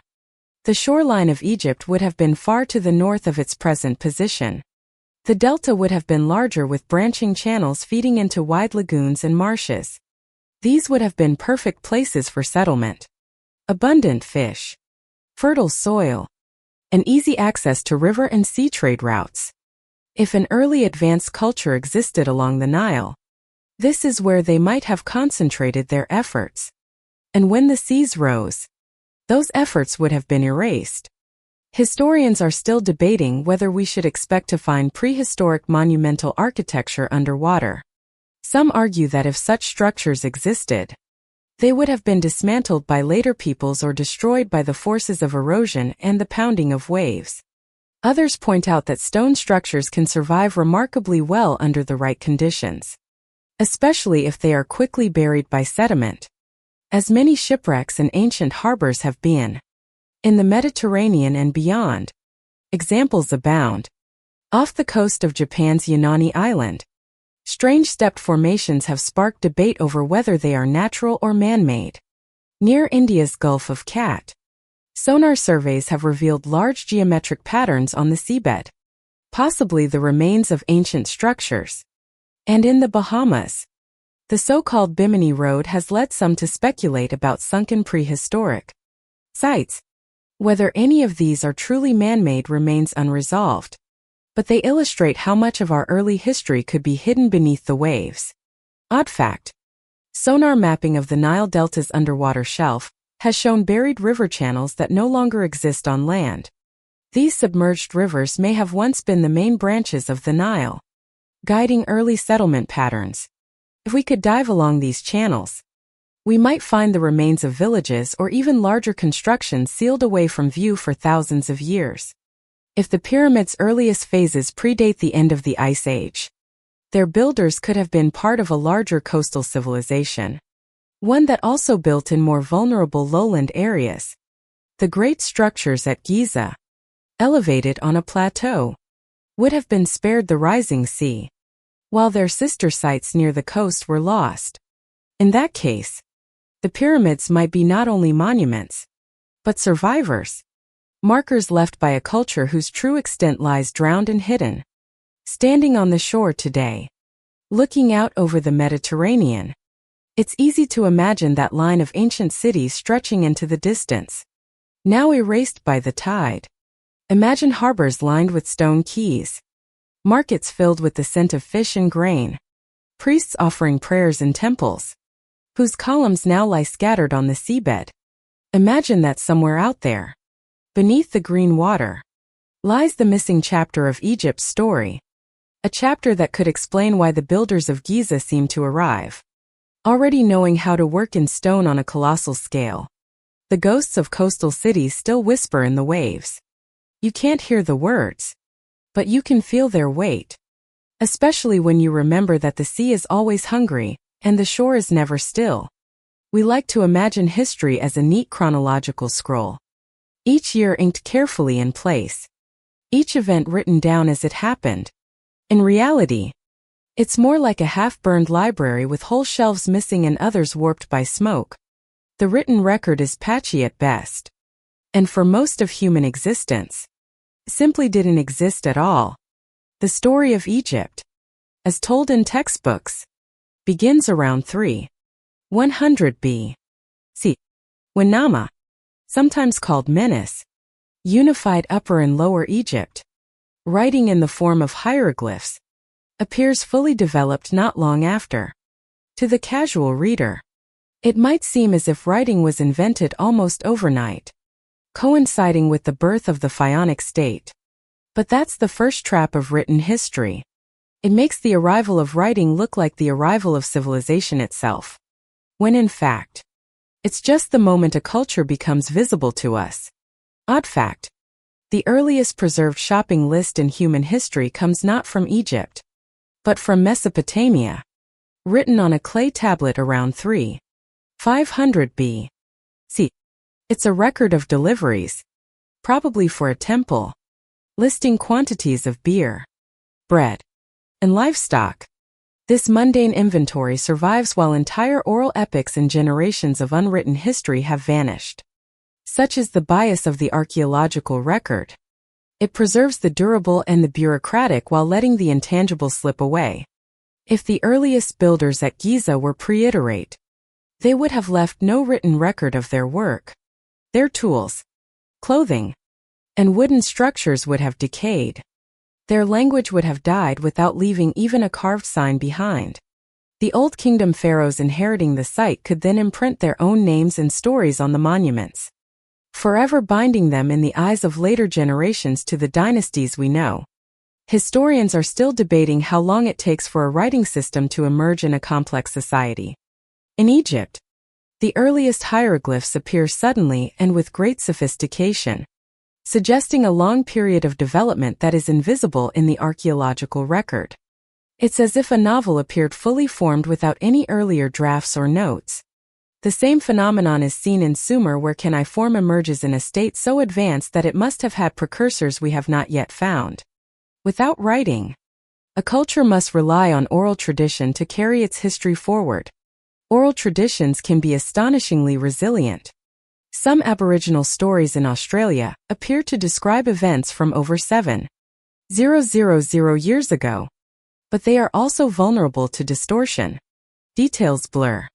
Dates become symbolic. And events merge with myth. If Egypt inherited oral traditions from an earlier civilization, they may have transformed over millennia into creation myths, God stories, or symbolic tales that only faintly echo the original events. Odd fact: when Napoleon scholars documented Egypt in the late 18th and early 19th centuries, they recorded local traditions claiming that the pyramids were built before the biblical flood. While these stories were dismissed as folklore, they show that, even in relatively recent times, there were alternative narratives about the monument's origins circulating among the people who lived in their shadow. The absence of early written records also creates an illusion of sudden brilliance. The Giza pyramids appear in our history books as the work of a society just a few centuries removed from the invention of writing. That makes them seem like a miraculous leap. A culture going from mud brick to the largest stone structures ever built almost instantly. If we allow for the possibility of an earlier undocumented building tradition, the leap becomes less implausible but more mysterious. Who were those earlier builders and why did their other works vanish? Perhaps they built in places now lost beneath the desert sands or the rising Mediterranean. Perhaps they favored materials: wood, plaster, unbaked clay that crumbled away long ago. Or perhaps their monuments still stand in plain sight, reworked and rebranded by later rulers until their original identity is beyond recovery. Writing has a way of solidifying a claim. Once Khufu's name was painted inside the Great Pyramid's hidden chambers, the monument became his in the eyes of history. Even though the name might have been added long after the last block was set in place, the earliest written mention of something often becomes by default the story of its creation. Without earlier documents to challenge it, the narrative sticks. And so we are left with a paradox. The written record is our most trusted guide to the past. Yet it may be the least representative. It preserves a narrow slice of human experience, favoring the literate elite and the materials that survive. Most of what happened before writing is a matter of inference, interpretation, and imagination. For a site like Giza, that means the true story may be far older and far stranger than the neat timelines suggest. If the pyramids truly stand on foundations laid before the invention of writing, they are monuments not only to stonecraft, but to memory itself. Memory that has survived without words, carried instead in the weight of the blocks and the precision of their placement. They remind us that the absence of a written record is not the absence of a story. It's an invitation to look closer, to read the language of the stones, and to imagine the hands that built them long before anyone thought to carve a name. For as long as humans have stared up at the pyramids, they have wondered who could have built them. For ancient Egyptians of the later dynasties, the answer was not always our ancestors. Some believed the great monuments were the work of beings who came before, giants, demigods, or the mysterious followers of Horus. In the winding corridors of myth, these builders were not ordinary people, but figures larger than life. Sometimes literally. The followers of Horus appear in Egyptian king lists as rulers of a semi-mythical era before the unification of Egypt. They are said to have reigned for thousands of years. Their names lost except for fragments preserved in priestly records. Were they symbolic ancestors, legendary culture heroes, or distorted memories of real individuals? Historians are still debating whether such figures were purely mythological or rooted in dimly remembered history. Odd fact: the Polemo stone, an ancient basalt slab containing one of the earliest king lists, includes a section devoted to god kings who ruled before the first human pharaohs. Their reigns are measured not in decades but in centuries. While this is clearly not literal in the modern sense, it mirrors other ancient traditions from the Sumerian king list to biblical genealogies, in which early rulers are given impossibly long lifespans. Such lists may reflect an attempt to compress vast spans of oral tradition into a genealogy, turning generations of leaders into single, long-lived figures. Legends of giants are nearly universal. In some Egyptian tales, The pyramids were attributed to ancient beings of immense size capable of moving colossal stones with ease. While we can dismiss the literal idea of giant humanoids, the persistence of the motif raises an intriguing possibility. Perhaps giants was a metaphor for people whose skills and abilities towered above those of later generations. To a society that had lost certain building techniques, the original builders might have seemed superhuman. And then there are the tools. Archaeological evidence tells us that Old Kingdom Egyptians used copper chisels, diorite pounders, wooden sledges, and ropes. Experimental reconstructions have shown that these tools can with enough labor and time shape limestone blocks and transport them over short distances. But granite, basalt, and the harder types of limestone used in certain parts of the pyramids present a more difficult challenge. Some blocks in the Great Pyramid's interior are so precisely cut and polished that they fit together with gaps thinner than a sheet of paper. Historians are still debating whether such precision can be achieved solely with the known toolkit of the time. Copper, even when hardened, dulls quickly against granite. Dolerite pounders can break off flakes of stone, but creating flat polished surfaces and perfectly straight edges that meet at right angles is an entirely different task. Modern engineers who have examined the Great Pyramid's granite beams and sarcophagus-like box in the King's Chamber have sometimes remarked on the difficulty of reproducing such work without steel tools or high-speed cutting equipment. Odd fact: a handful of stone artifacts from ancient Egypt show concentric spiral grooves inside drilled holes, almost like the thread of a screw. These grooves suggest that a rotating drill bit was used, pressing steadily into the stone. In experimental archaeology, similar marks have been made with copper tube drills and abrasive sand. But the process is extremely slow. To create the same depth and consistency seen in ancient examples would require not just patience, but remarkable control over the drilling process.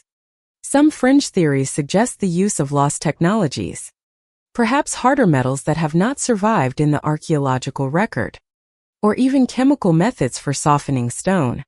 While mainstream archaeology sees no firm evidence for such tools, the sheer skill displayed in the stonework keeps the speculation alive. It is possible that certain techniques well within the capabilities of ancient craftsmen have simply not been rediscovered because the need for them vanished when the monumental building era ended. If an earlier pre-dynastic culture worked at Giza, they might have possessed their own suite of tools and methods, refined over centuries and then lost. The Old Kingdom pharaohs inheriting their monuments would have had to adapt their own technology to maintain and expand them. This could explain why some parts of the Giza complex show variations in construction style and precision. Different hands, different tools, possibly even different ages of workmanship layered together. The mythic language of giants and gods may be the cultural echo of this technological layering to a mason in 2500 BCE inheriting a flawlessly cut granite block from an earlier age. The unknown maker could easily be elevated to the status of a god. And once you decide the builder was divine, you no longer question how the work was done.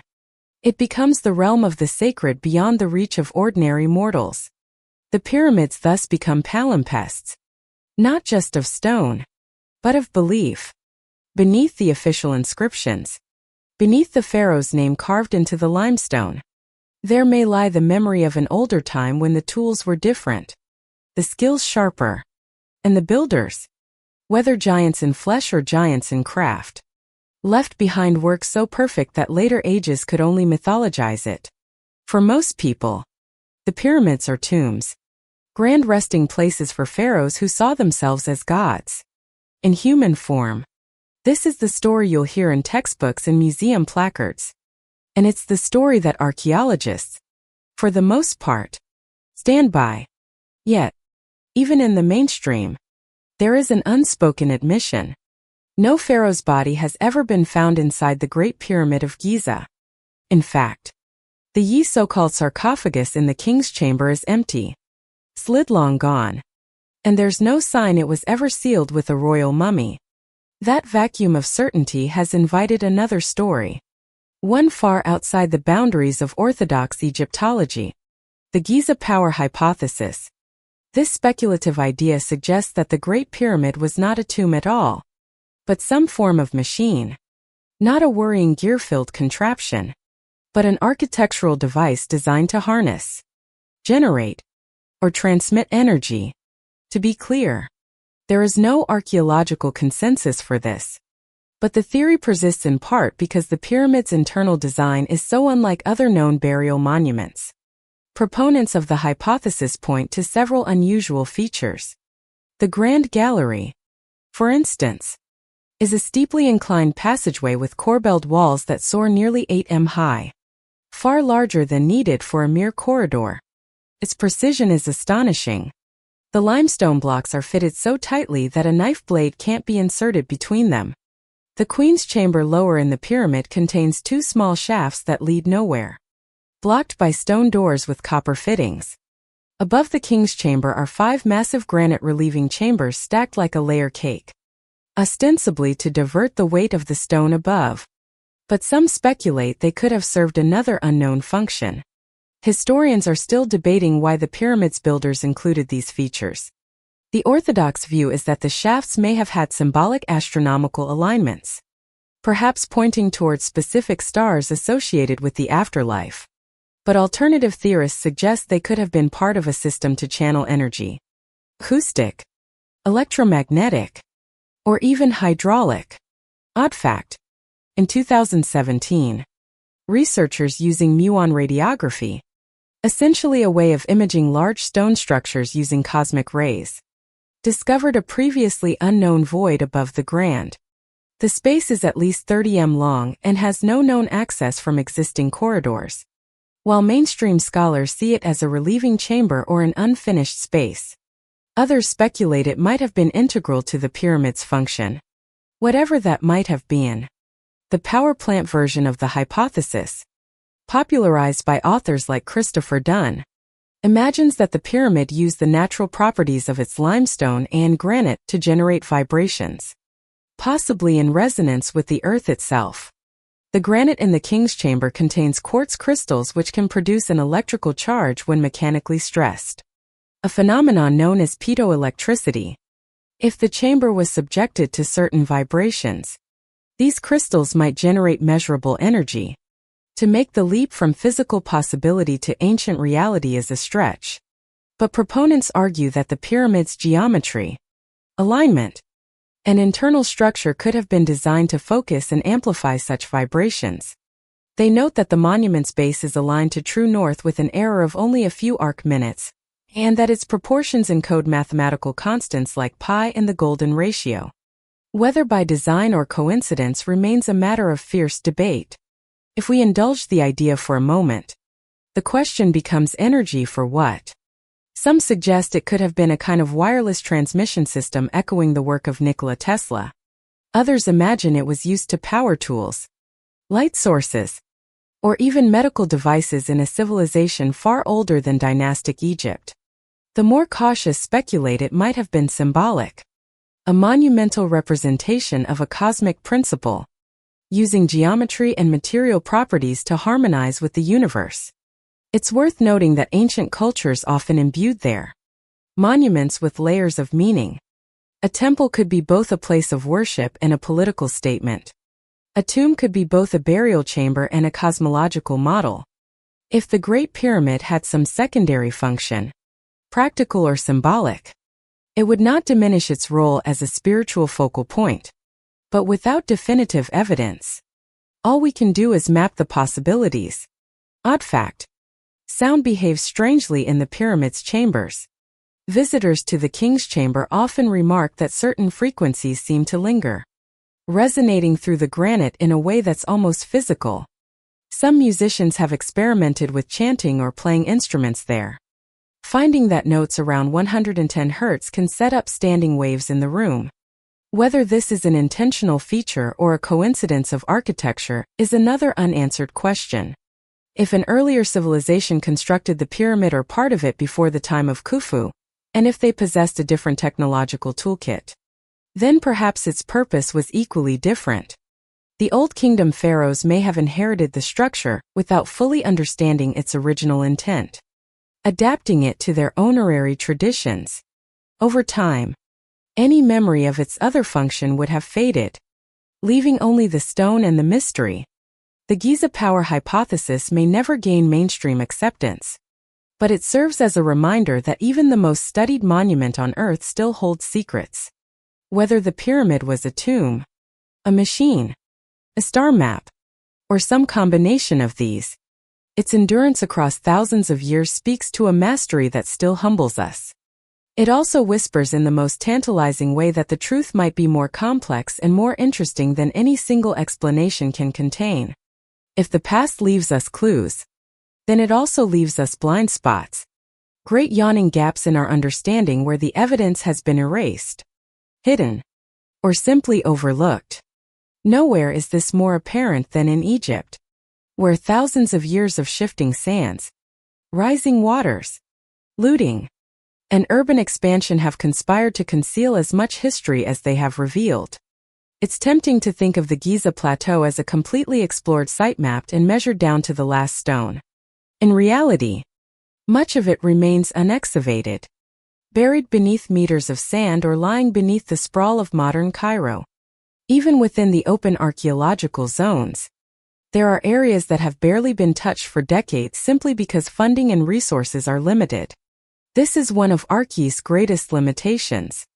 It can only uncover what someone is willing and able to look for. Historians are still debating how many major monuments might lie undiscovered beneath Egypt's deserts. Ground-penetrating radar and satellite imaging have revealed tantalizing shapes, rectangles and lines that could be ancient walls, roads, or foundations. Some are dismissed as natural formations. Others await investigation. But there is no denying that in a country as geologically and culturally layered as Egypt, the absence of evidence is not evidence of absence. Odd fact: in the 1990s, archaeologists conducting a survey near the pyramids found what appeared to be a series of buried boat pits. Long, narrow trenches designed to hold ceremonial vessels. One of these, near the Great Pyramid, contained a fully preserved cedar ship over 4,000 years old. This Khufu ship, now painstakingly reconstructed, had been sealed in its pit and buried under centuries of sand, completely invisible until modern excavation uncovered it. If an intact ship can remain hidden a few meters from one of the world's most famous monuments, what else might still be out there? The archaeological blind spot extends beyond the desert into the heart of modern cities. Ancient Memphis, once a bustling capital, lies beneath villages, farmland, and Cairo suburbs. Excavating it fully would require demolishing entire neighborhoods. An impossible proposition. The same is true for many ancient sites in the Nile Delta, where modern settlements sit directly on top of layers of history. We know they're there because occasional construction work exposes pottery shards, walls, or even tombs, only for the finds to be quickly covered again. Urban expansion is not the only obstacle. Some parts of Egypt are off-limits due to political or logistical challenges. Military zones, disputed territories, and inaccessible terrain keep archaeologists from working freely. Even when permits are granted, excavation can be a slow, delicate process, especially when dealing with structures that have been weakened by time or earlier, clumsier digs. Odd fact: in the 20th century, Cairo's sewage system flooded part of the substructure of the Pyramid of Uns, forcing archaeologists to abandon their work there for years.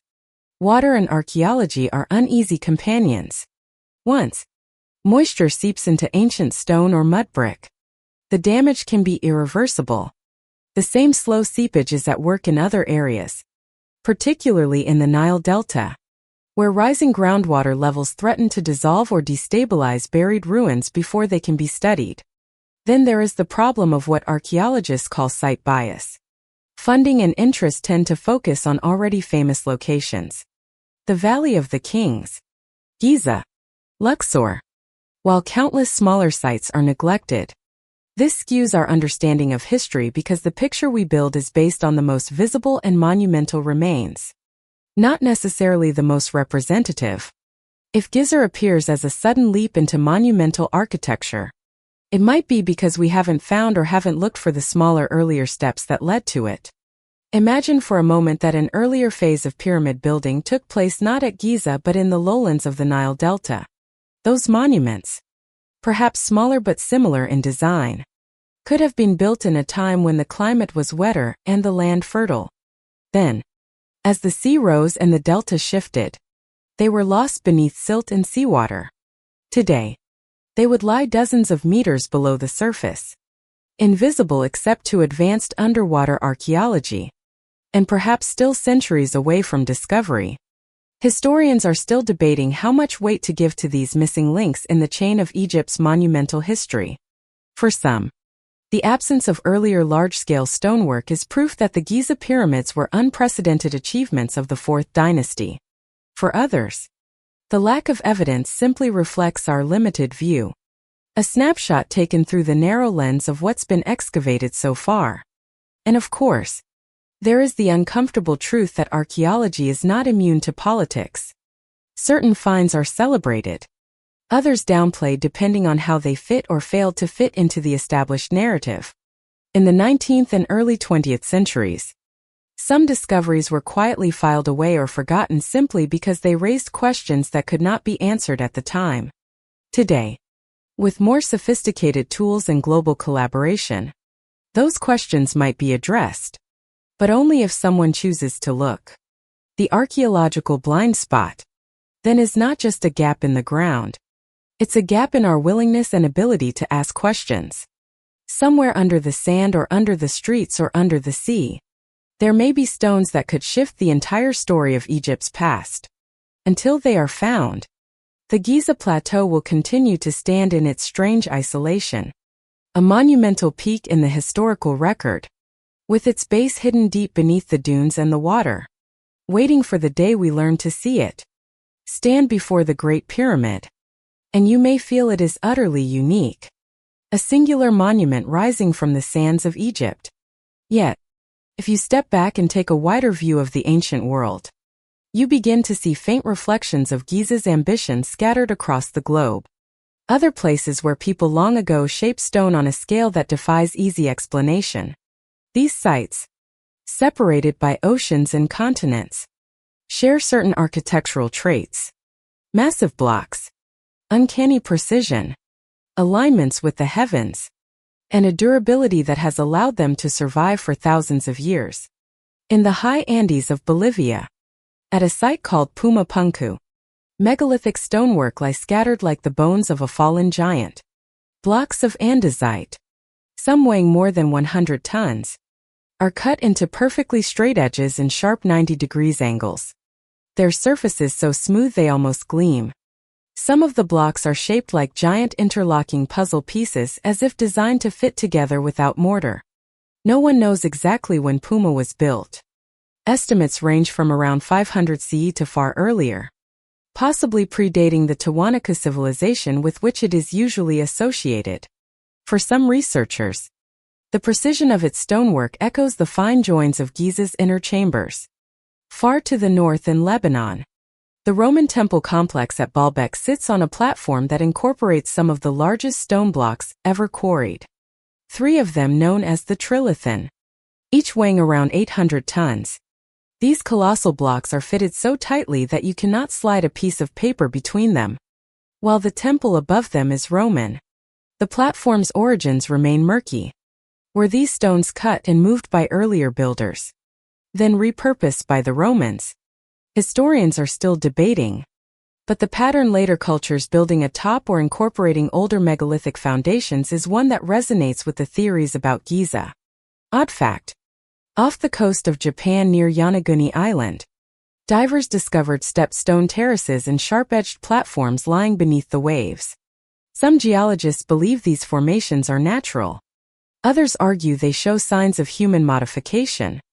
If they are man-made, they may date back to a time before rising seas swallowed the site, perhaps during the same post-Ice Age period when, according to some theories, Egypt's earliest monuments could have been built. On the island of Pompeii in Micronesia lies Nan Madol, A city built on a series of artificial islets connected by canals and made of massive basalt columns. The builder somehow transported and stacked these stone logs, some weighing several tons without the benefit of cranes or wheels. Like Giza, Nanmadol's layout seems to follow a carefully planned geometry. And like Giza, its origin stories are tangled in myth.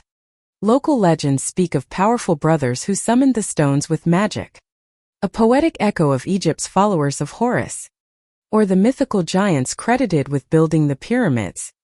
Historians are still debating whether these similarities are evidence of a shared ancient knowledge, or simply parallel evolution. Different cultures faced with similar challenges arriving at similar solutions. Mainstream archaeology leans toward the latter. Yet the idea of a faint, long-forgotten connection appeals to the imagination. Could there have been a network of knowledge in prehistory? A way for ideas about working in stone to travel vast distances. Odd fact: megalithic structures often align with astronomical events, even when built oceans apart.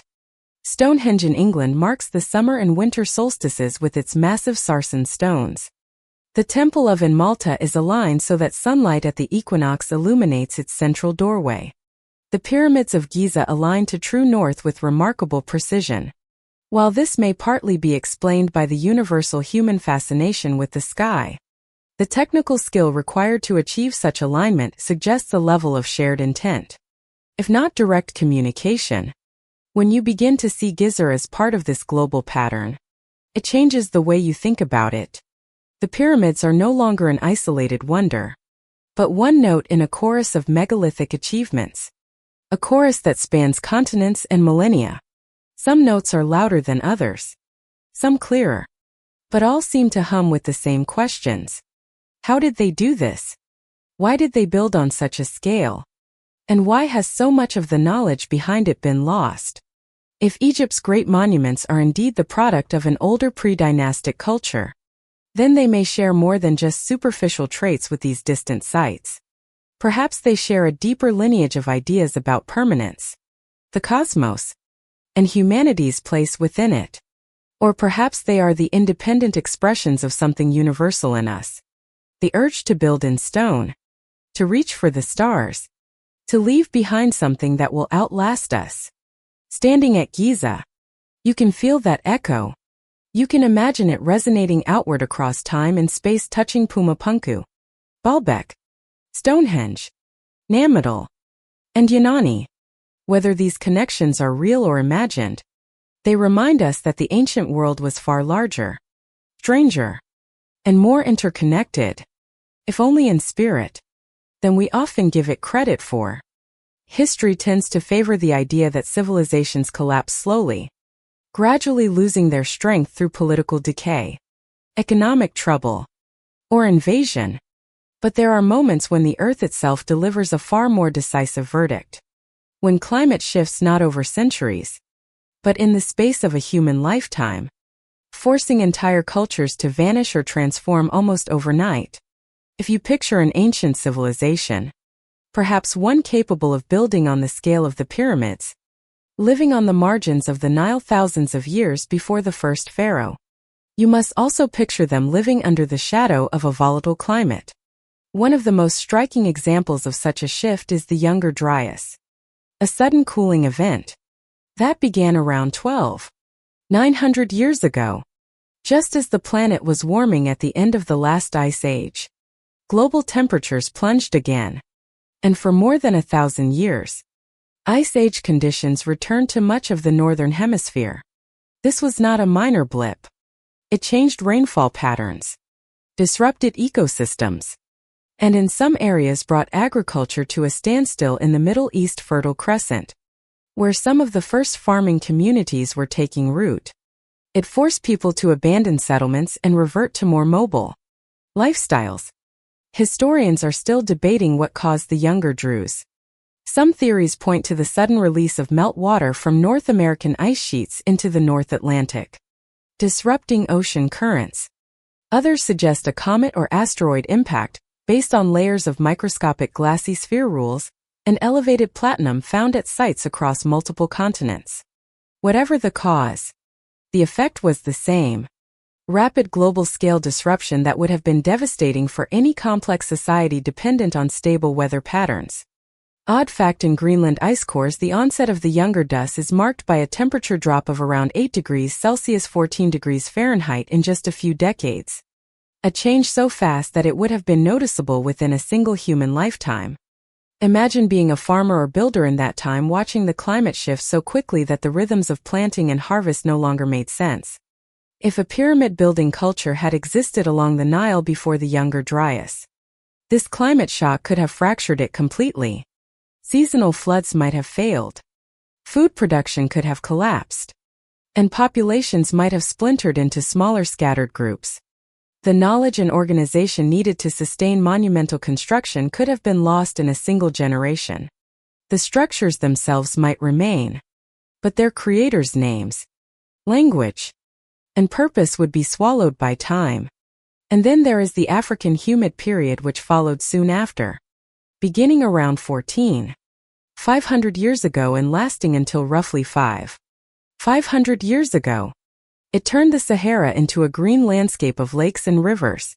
For a time, this would have been a golden age for life in North Africa. Ample water, fertile land, and abundant wildlife. But its end was brutal.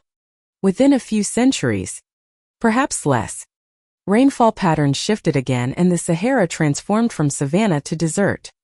This desertification was so rapid that even the most adaptable cultures would have struggled to survive. We see its fingerprints in the archaeological record. Rock art from the Central Sahara depicts giraffes, elephants, and hippos, animals that require significant water sources. These images vanish as the desert expands. Communities that had thrived in green valleys and around large lakes either migrated toward the Nile or disappeared entirely. If monumental sites existed in the Sahara during its green phase, most would now be buried under dunes or eroded to nothing. Odd fact: in Chatsboro and Etitesti region, archaeologists have found stone monuments and burial mounds dating back more than 7,000 years, now isolated in one of the driest places on Earth. These remnants suggest that complex societies once flourished deep within what is now uninhabitable desert. Climate can erase in subtler ways, too. Along the Nile, rising or falling water levels can bury sites under layers of silt or wash them away entirely. Over thousands of years, the river's course has shifted repeatedly, sometimes by kilome, meaning that ancient settlements might lie beneath farmland or in places where no one would think to dig. In the delta, the combination of sea level rise and sedimentation creates a constantly changing landscape, one that could easily hide evidence of early cultures for millennia. Historians are still debating whether the loss of these potential sites is the main reason we see what appears to be a sudden start to Egyptian monumental building in the Old Kingdom. Is it truly a beginning, or is it merely the first surviving chapter after several others were erased? The idea that climate can erase civilizations is not confined to prehistory. Even in more recent times, prolonged droughts have brought empires to their knees. The collapse of the Mayan cities in the 9th century CE is often linked to severe extended drought. The disappearance of the ancestral Plones from Cho Canyon in the 12th century may have had similar causes. These examples remind us that complex societies are not immune to nature's whims, and that their most impressive achievements can outlast their creators, leaving us to guess at their origins. If the Giza pyramids are survivors from an earlier epoch, then they are more than monuments. They are climate refugees. They stand on high dry ground above the reach of floods, beyond the shifting course of the Nile, and in a place where sand, while burying much, also preserves. The culture that built them may have been swept away by a sudden shift in wind and water, but the stone endured, waiting for the next civilization to find it, repurpose it, and call it their own.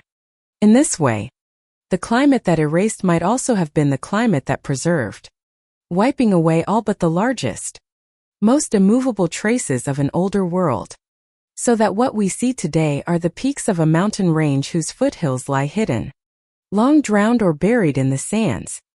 If an ancient advanced culture truly thrived along the Nile before the Ice Age's end and perhaps even raised the earliest forms of the pyramids, then we face an unsettling question. Where are their dead? Every known civilization leaves behind burials, bones, grave goods, traces of ritual. And yet, if such a pre-dynastic pyramid culture existed, its people seem to have slipped from history without leaving a cemetery behind. It is this absence, this silence of the bones that makes some scholars reluctant to consider the idea at all. The absence could be an illusion. Human remains are fragile things, far more perishable than stone. In humid or wet environments, bones can decay completely within centuries. Even in dry regions, they can crumble if not protected. In many parts of the Nile Valley, the water table has shifted dramatically over the last 10,000 years, drowning what might once have been graves. In other areas, wind-driven sand has eroded surfaces repeatedly, exposing bones to the sun and scattering them until they vanish into dust. Odd fact: in the hyper-arid Atacama Desert in Chile, mummies over 7,000 years old survive intact, yet just a few hundred km away in slightly less dry conditions. Human remains from the same period are entirely absent. Preservation is a lottery and climate is only one of the players. Historians are still debating whether the absence of bones necessarily means an absence of people. In some ancient cultures, elaborate burial rituals involved cremation, which destroys skeletal remains entirely. Others practice forms of sky burial, leaving the dead to be consumed by animals and the elements. If our hypothetical pre-Ice Age Nile culture followed such practices, they could have left behind little to no physical evidence. Then there is the possibility of relocation. If climate change forced a mass migration, the bulk of the population might have left the Nile Valley entirely. In such a case, any burial grounds they left behind could be far from the monumental centers, hidden in regions we have not yet explored, or beneath landscapes now inaccessible. And we must remember that much of the archaeological record is filtered through the accidents of discovery. Most excavations in Egypt have been concentrated in areas associated with known dynastic sites. The further back we go, the less targeted our searches become. Without inscriptions or recognizable artifacts to mark a burial as significant, early remains might have been overlooked, misidentified, or even discarded by earlier generations of diggers. Odd fact: in the 19th century, many tombs uncovered by Egyptian workers were emptied of bones without any formal record, because antiquities dealers valued the grave goods, but not the human remains.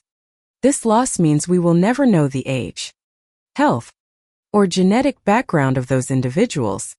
Another layer of difficulty comes from the fragility of ancient DNA. The hot Egyptian climate degrades genetic material rapidly, leaving only the most sheltered and carefully preserved specimens suitable for analysis. Even when remains are found, they may yield no recoverable genetic information. Without DNA, linking any individual to a hypothetical earlier population becomes a matter of educated guesswork, relying on skull shape or bone measurements, methods far less precise than modern genetics. Historians are still debating whether the genetic evidence we do have supports continuity or change in the Nile Valley's population over the last 10,000 years. Some studies suggest a relatively stable core population with outside influences over time. Others propose more dramatic population shifts. But given the fragmentary nature of the data, it is possible that a small earlier population could vanish from the record entirely, replaced or absorbed by later arrivals.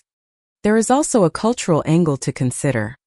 Later dynastic Egyptians placed enormous emphasis on preserving the body for the afterlife, leading to the famous practice of mummification. But earlier cultures may have viewed death differently, leaving no monumental tombs or preserved remains.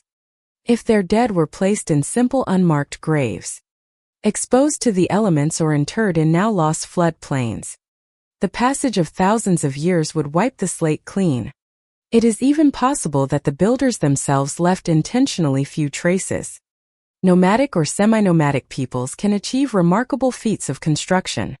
Consider the great stone circles of Gbisipe in Turkey built by hunter-gatherers more than 11,000 years ago.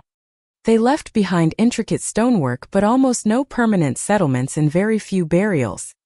A pyramid-building culture could have operated in a similar way, gathering seasonally for construction before dispersing again. Such a pattern would leave a monumental footprint, but a faint human one. The silence of the bones is unsettling because we expect to hear them speak. We want skeletal remains to tell us who these people were, where they came from, and what became of them. But silence, too, can tell a story. It may hint at rituals and beliefs we cannot guess. It may point to climate forces that scattered or destroyed. Or it may simply remind us that the human record is far more fragile than the stone one. If the pyramids are the last voices of an older culture, then their builders' bones may have been claimed by the Nile, the sand, or the wind long before the first pharaoh walked the plateau. We stand in their shadows, hearing nothing but the hum of history in the stone. And sometimes silence speaks loudest of all. If there truly was a culture along the Nile before the dawn of the pharaohs, one capable of raising the first forms of the pyramids, then they must have spoken, sung, argued, prayed. They must have had words for their tools, their gods, their fears. Yet, if they left a language behind, it has vanished as thoroughly as their bones. What remains instead is an echo, faint and distorted, perhaps hidden within the earliest layers of Egyptian myth and writing, or buried in place names whose meanings have long since been forgotten. Language is one of the first casualties of time. It is also one of the most mutable things humans create. When people migrate, they blend their speech with that of others. And in just a few centuries, the original words can become unrecognizable. If an Ice Age Nile culture was replaced or absorbed by later settlers, their vocabulary could have dissolved into the evolving river of Egyptian speech, leaving only isolated fossil words behind. Historians are still debating whether traces of such an older tongue survive in the Egyptian language as we know it. Ancient Egyptian itself, first attested in writing around 5,000 years ago, belongs to the Afroasiatic language family. It shares certain features with Berber, Semitic, and Chadic languages, suggesting deep prehistoric connections across North Africa and the Middle East. But within its oldest inscriptions are words that resist clear comparison. Odd archaic terms whose origins are unclear. Some linguists think these may be remnants of a substrate language spoken before Egyptian fully emerged. Odd fact: in modern Egypt, some Nile place names cannot be explained through Arabic or Coptic, the later descendant of ancient Egyptian. They may be linguistic fossils handed down over thousands of years from cultures long erased. Place names are remarkably durable. They can survive even when their original meanings are forgotten. The Nile itself might once have been called something entirely different by a people whose words have not been spoken aloud for millennia. If the builders of the pyramids or their precursors left no written records, we can only imagine what their script might have looked like. Early dynastic hieroglyphs already display a high level of sophistication, as if writing emerged fully formed.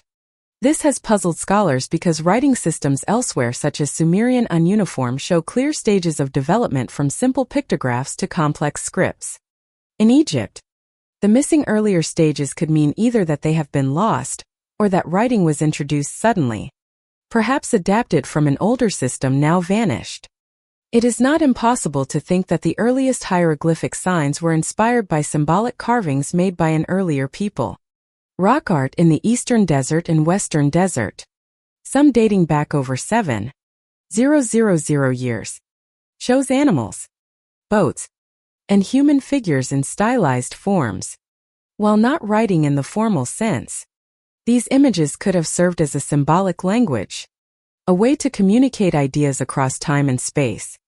Historians are still debating whether the myths preserved in later Egyptian religion might be retellings, however distorted, of events or beliefs from this deeper past. Stories of Zepi the first time describe an age when gods walked among men and established the order of the world. Some interpret this as pure mythology. Others see it as a poetic memory of an earlier, perhaps more advanced age later reframed in divine terms. Odd fact: in some creation myths the god Thoth is credited with inventing writing not for humans but for the gods themselves, implying that knowledge of writing was something handed down rather than invented from scratch. The loss of language is more than the loss of words. It is the loss of thought patterns, metaphors and ways of seeing the world. If we could hear the speech of this hypothetical earlier Nile culture, it might reveal how they conceived of time, how they understood the stars, how they named the great stone shapes rising from the earth. Without it, we are left with mute architecture and the interpretations of those who came later. It is possible that somewhere deep in the desert or hidden in a sealed chamber, a few lines of an older script still exist, waiting to be found. A carved stone, a painted wall, a fragment of an idea that survived the millennia. But until then the language remains in the realm of ghosts. The pyramids may speak in their own way through geometry and proportion, but they do not tell us what their builders called them or themselves. To imagine the language that was lost is to feel a kind of vertigo, as if standing at the edge of a vast silence. We can look into it, send our questions echoing out, but the answers do not return. And perhaps that is the greatest mystery. How something as mighty as a culture's voice can disappear so completely, leaving behind only the cold certainty of stone.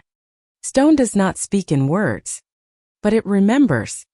In its layers, its fractures, its weathering, there are traces of everything it has endured. If the pyramids, or at least their cause, were built before the Ice Age ended, the stones themselves may hold the quiet proof. You only have to know how to listen. Much of the Great Pyramid's bulk is made from local limestone quarried right on the Giza Plateau.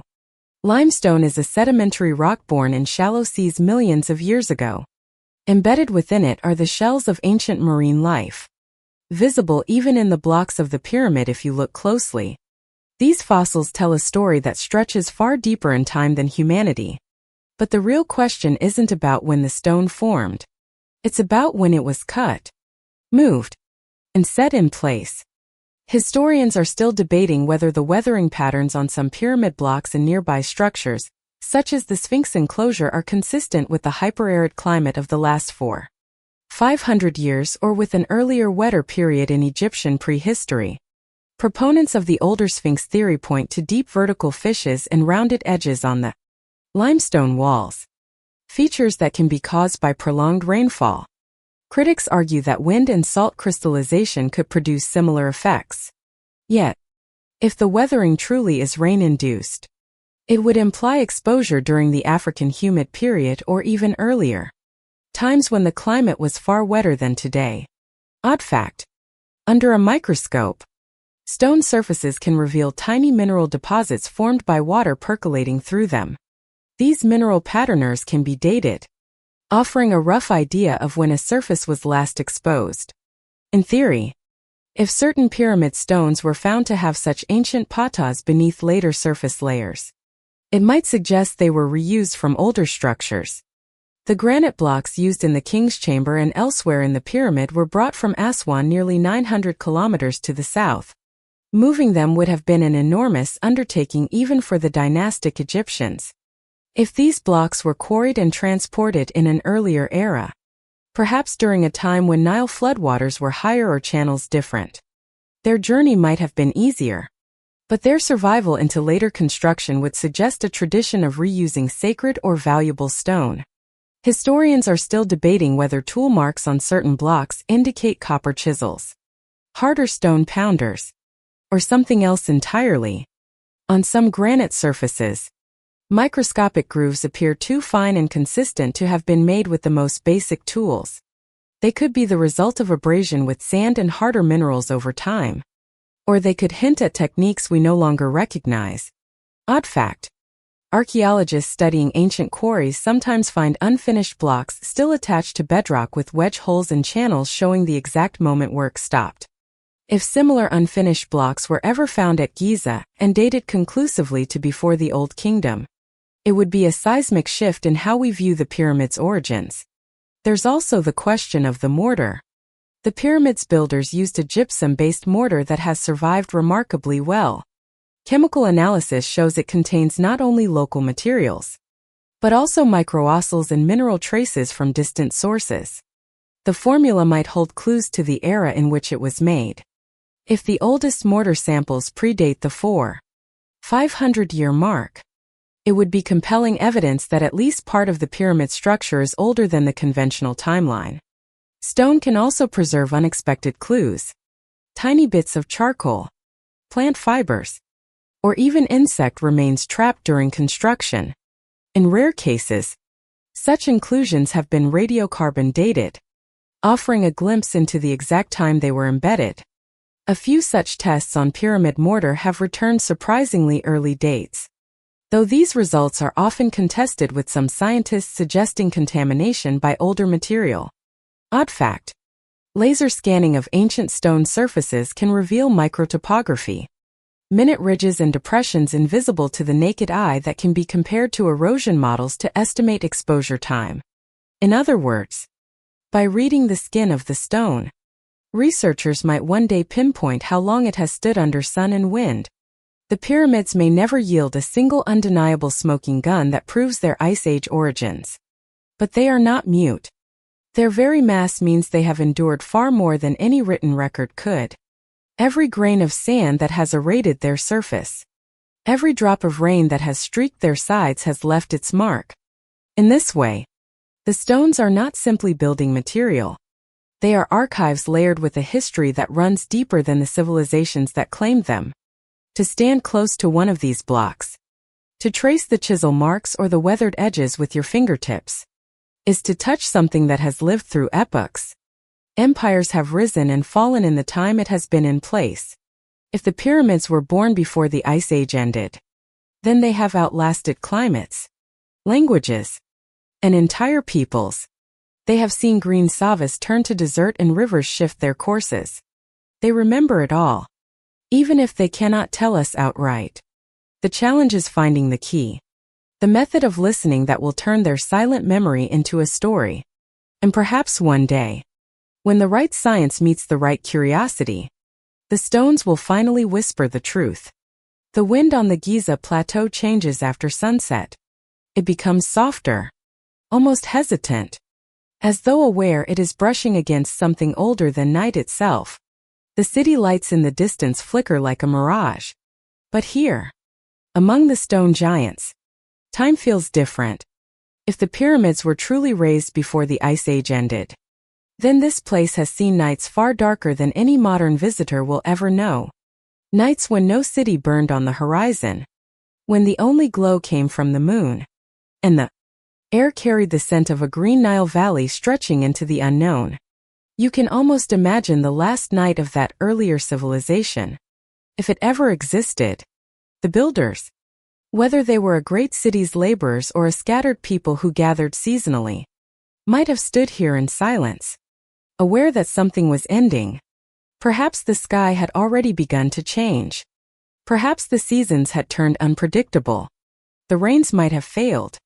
The rivers begun to retreat, a shiver of cold creeping down from the north, or the slow tightening of drought from the south could have been enough to warn them that the world they knew was slipping away. Historians are still debating whether ancient oral traditions preserve memories of such endings. Great floods, famines, or celestial events. In many cultures, myths describe the gods withdrawing or the world being remade after catastrophe. Were these stories just allegories? Or did they begin as eyewitness accounts of the earth itself shifting beneath a people's feet? Odd fact: the oldest known lunar calendar etched into a bone found in Africa more than 20,000 years ago suggests that humans were tracking the heavens long before agriculture. A culture capable of aligning the pyramids so precisely with the cardinal points would have been deeply aware of the sky. If a night came when the stars no longer rose where they once did, they would have noticed. They might even have read it as a warning. Perhaps on that last night, The pyramid's base was still surrounded by tools, ramps, and half-finished stones. Perhaps fires burned in nearby encampments, their smoke drifting upward in the cooling air. Somewhere an elder might have been telling a younger listener what to remember, what to carry forward if the people had to scatter. Words passed in the dark, knowing the stone would remain behind, silent and immovable, when all else was gone. The next morning could have brought the first steps of abandonment, a migration toward water, the slow decay of once busy paths, the burying of ramps and drifting sand. And with each passing season, the plateau would have grown quieter until only the wind remained to circle the structures. If this imagined ending happened, it would not have been sudden in the way disasters are today. It would have been stretched across years, even decades, giving just enough time for the builder's children to remember the stones, but perhaps not their purpose. Give it a few more generations, and those stones would become the work of the ancestors and then the work of the gods. By the time the first pharaohs rose, the true origin could already have been lost to memory, replaced by myth. Odd fact: in some desert regions, even large man-made structures can vanish entirely beneath dunes in less than a century, only to be revealed again hundreds of years later. If parts of Giza were ever buried and then re-exposed, that cycle could have helped preserve them through the chaos of changing ages. Standing on the plateau today, you might think that the pyramids are eternal, but even stone erodes. Sand grinds. The desert takes back what is hers. One day, far in the future, these shapes may be worn down to little more than mounds, their sharp edges long gone. Whoever walks here, then, if anyone, may look at them with the same puzzled we feel now, and wonder about a civilization they can no longer see. If the pyramids truly predate the Ice Age, then tonight is just another in a chain of millions of nights they have endured. Your footsteps on the sand are one more sound in their long memory. The wind moves around them like breath over the lips of a sleeping giant. And the stars, those same stars their builders once charted, still pass overhead in silence. You leave the plateau knowing that you will never know everything. And perhaps that is the point. The stone doesn't need to explain itself. It was here before you were born. It will be here long after you're gone. Some questions are meant to stay open so that every time you ask them, you feel the same shiver of wonder. The night air on the plateau cools slowly, as if reluctant to let go of the heat it gathered under the sun. The sand shifts just enough to remind you it is alive, moving grain by grain, even when the world feels still. Above, the stars hold their places, but you know they too are drifting very slowly in arcs you will never live to see completed. And there, at the edge of your vision, the pyramids rise as they have for thousands of nights, holding their silence, asking nothing, answering less. You might try to imagine all the people who have stood here before you. Farmers from the valley who came to watch the setting sun. Priests from a later age who offered incense to gods whose names had already changed. Foreign soldiers whose boots crunched the same sand, and who for a moment might have looked up and felt the same strange stillness. And maybe long before them all are different people entirely. People whose faces and voices are gone, but whose hands shape the stones in ways we still do not fully understand. It is tempting to want the truth, to demand an answer from the past. That the pyramids do not yield easily. They keep their secrets with the patience of mountains. And perhaps that is the lesson they offer. That not knowing can be its own kind of knowledge. That a mystery kept alive keeps us alive too. So tonight, as you let your thoughts drift, picture the plateau not as it is now, but as it might have been. Green. Alive. Echoing with voices in a language no one speaks anymore. Let that image fade slowly like the last glow of firelight until only the shape of the stone remains and beyond it the quiet of the desert. Good night.